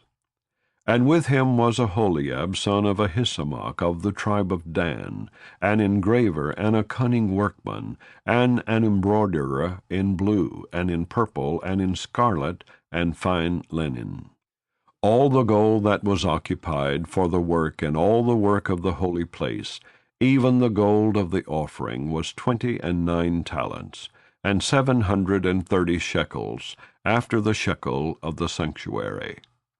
And the silver of them that were numbered of the congregation was 100 talents, and 1,760 shekels, after the shekel of the sanctuary. A beka for every man, that is, half a shekel, after the shekel of the sanctuary. For every one that went to be numbered, from 20 years old and upward, for 600,000 and 3,550 men. And of the 100 talents of silver were cast the sockets of the sanctuary, and the sockets of the veil, and 100 sockets of the 100 talents, a talent for a socket. And of the 1,770 and 5 shekels, he made hooks for the pillars, and overlaid their chapiters, and filleted them. And the brass of the offering was 70 talents, and 2,400 shekels. And therewith he made the sockets to the door of the tabernacle of the congregation, and the brazen altar, and the brazen grate for it, and all the vessels of the altar. And the sockets of the court round about, and the sockets of the court gate, and all the pins of the tabernacle, and all the pins of the court round about. Chapter 39. And of the blue and purple and scarlet they made cloths of service to do service in the holy place, and made the holy garments for Aaron, as the Lord commanded Moses. And he made the ephod of gold, blue, and purple, and scarlet, and fine twined linen. And they did beat the gold into thin plates, and cut it into wires, to work it in the blue, and in the purple, and in the scarlet, and in the fine linen with cunning work. They made shoulder pieces for it to couple it together. By the 2 edges was it coupled together. And the curious girdle of his ephod that was upon it was of the same, according to the work thereof, of gold, blue, and purple, and scarlet, and fine twined linen, as the Lord commanded Moses. And they wrought onyx stones enclosed in ouches of gold, graven as signets, or graven, with the names of the children of Israel. And he put them on the shoulders of the ephod, that they should be stones for memorial to the children of Israel, as the Lord commanded Moses. And he made the breastplate of cunning work, like the work of the ephod, of gold, blue, and purple, and scarlet, and fine twined linen. It was 4 They made the breastplate double. A span was the length thereof, and a span the breadth thereof, being doubled. And they set in it 4 rows of stones. The first row was a sardius, a topaz, and a carbuncle. This was the first row. And the second row, an emerald, a sapphire, and a diamond. And the third row, a ligure, an agate, and an amethyst. And the fourth row, a beryl, an onyx, and a jasper. They were enclosed in ouches of gold in their enclosings. And the stones were according to the names of the children of Israel, 12, according to their names, like the engravings of a signet, every one with his name, according to the 12 tribes. And they made upon the breastplate chains at the ends, of wreathen work of pure gold. And they made 2 ouches of gold, and 2 gold rings, and put the 2 rings in the 2 ends of the breastplate. And they put the 2 wreathen chains of gold in the 2 rings on the ends of the breastplate. And the 2 ends of the 2 wreathen chains they fastened in the 2 ouches, and put them on the shoulder pieces of the ephod before it.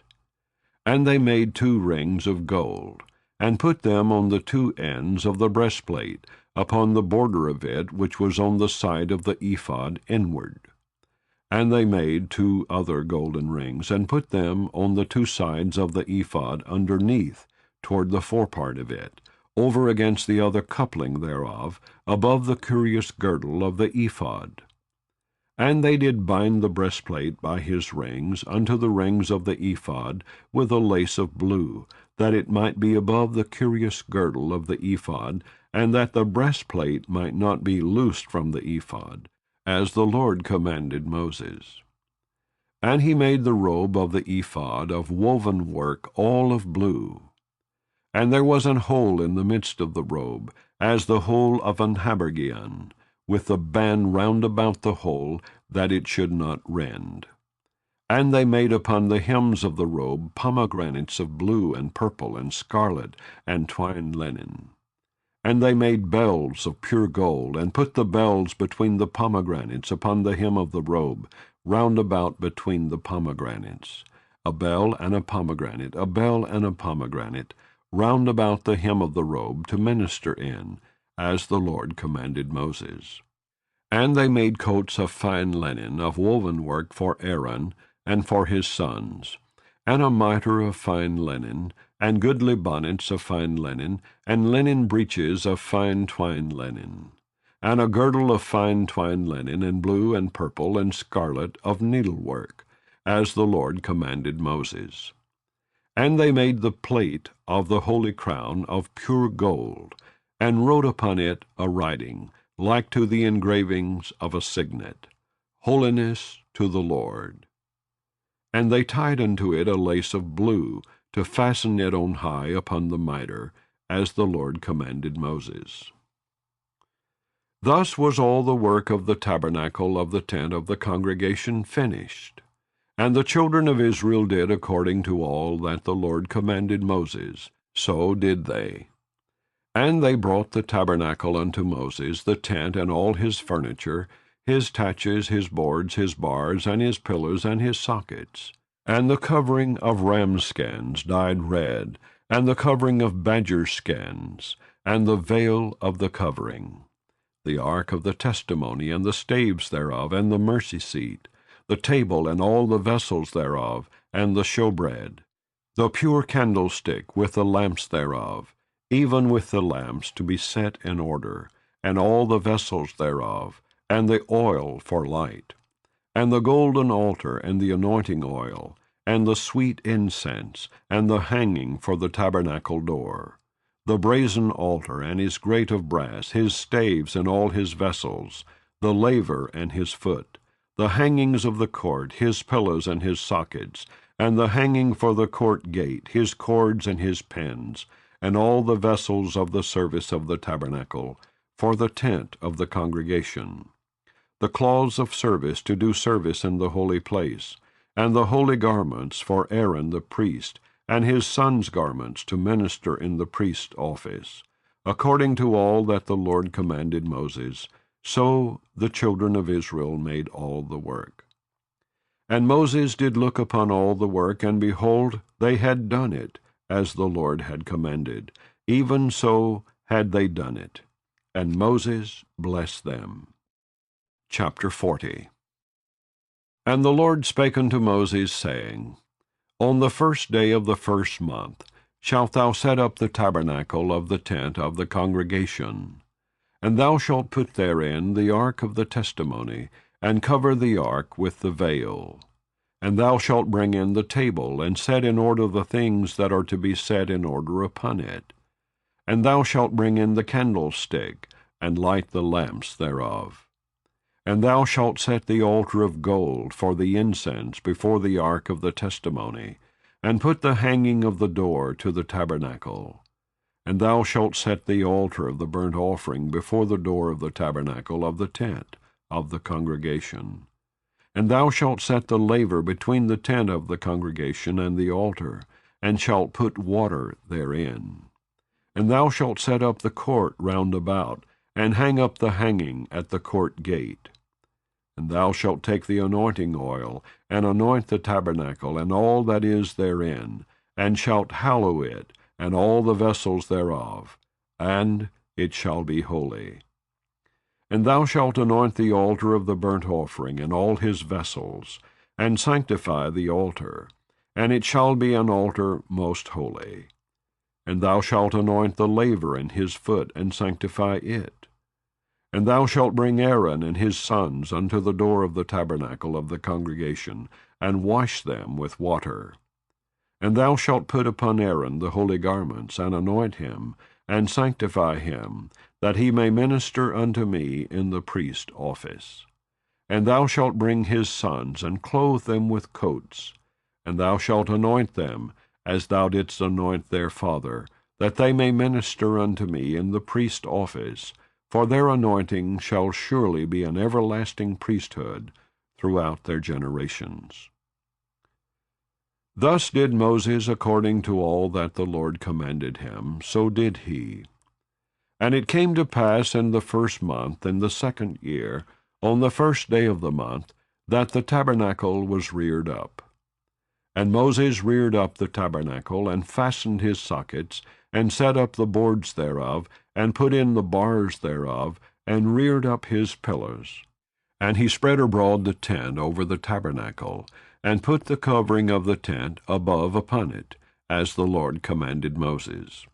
And he took and put the testimony into the ark, and set the staves on the ark, and put the mercy seat above upon the ark. And he brought the ark into the tabernacle, and set up the veil of the covering, and covered the ark of the testimony, as the Lord commanded Moses. And he put the table in the tent of the congregation, upon the side of the tabernacle northward without the veil. And he set the bread in order upon it before the Lord, as the Lord had commanded Moses. And he put the candlestick in the tent of the congregation, over against the table, on the side of the tabernacle southward. And he lighted the lamps before the Lord, as the Lord commanded Moses. And he put the golden altar in the tent of the congregation before the veil. And he burnt sweet incense thereon, as the Lord commanded Moses. And he set up the hanging at the door of the tabernacle.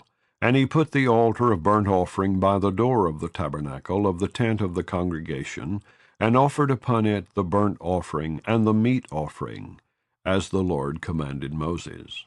And he set the laver between the tent of the congregation and the altar, and put water there to wash withal.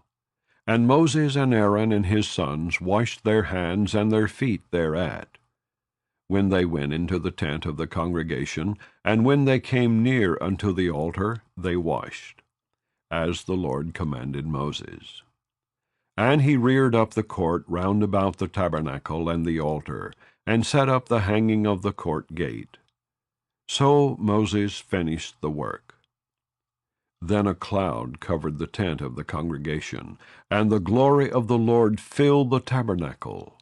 And Moses was not able to enter into the tent of the congregation, because the cloud abode thereon, and the glory of the Lord filled the tabernacle. And when the cloud was taken up from over the tabernacle, the children of Israel went onward in all their journeys. But if the cloud were not taken up, then they journeyed not till the day that it was taken up. For the cloud of the Lord was upon the tabernacle by day, and fire was on it by night, in the sight of all the house of Israel, throughout all their journeys.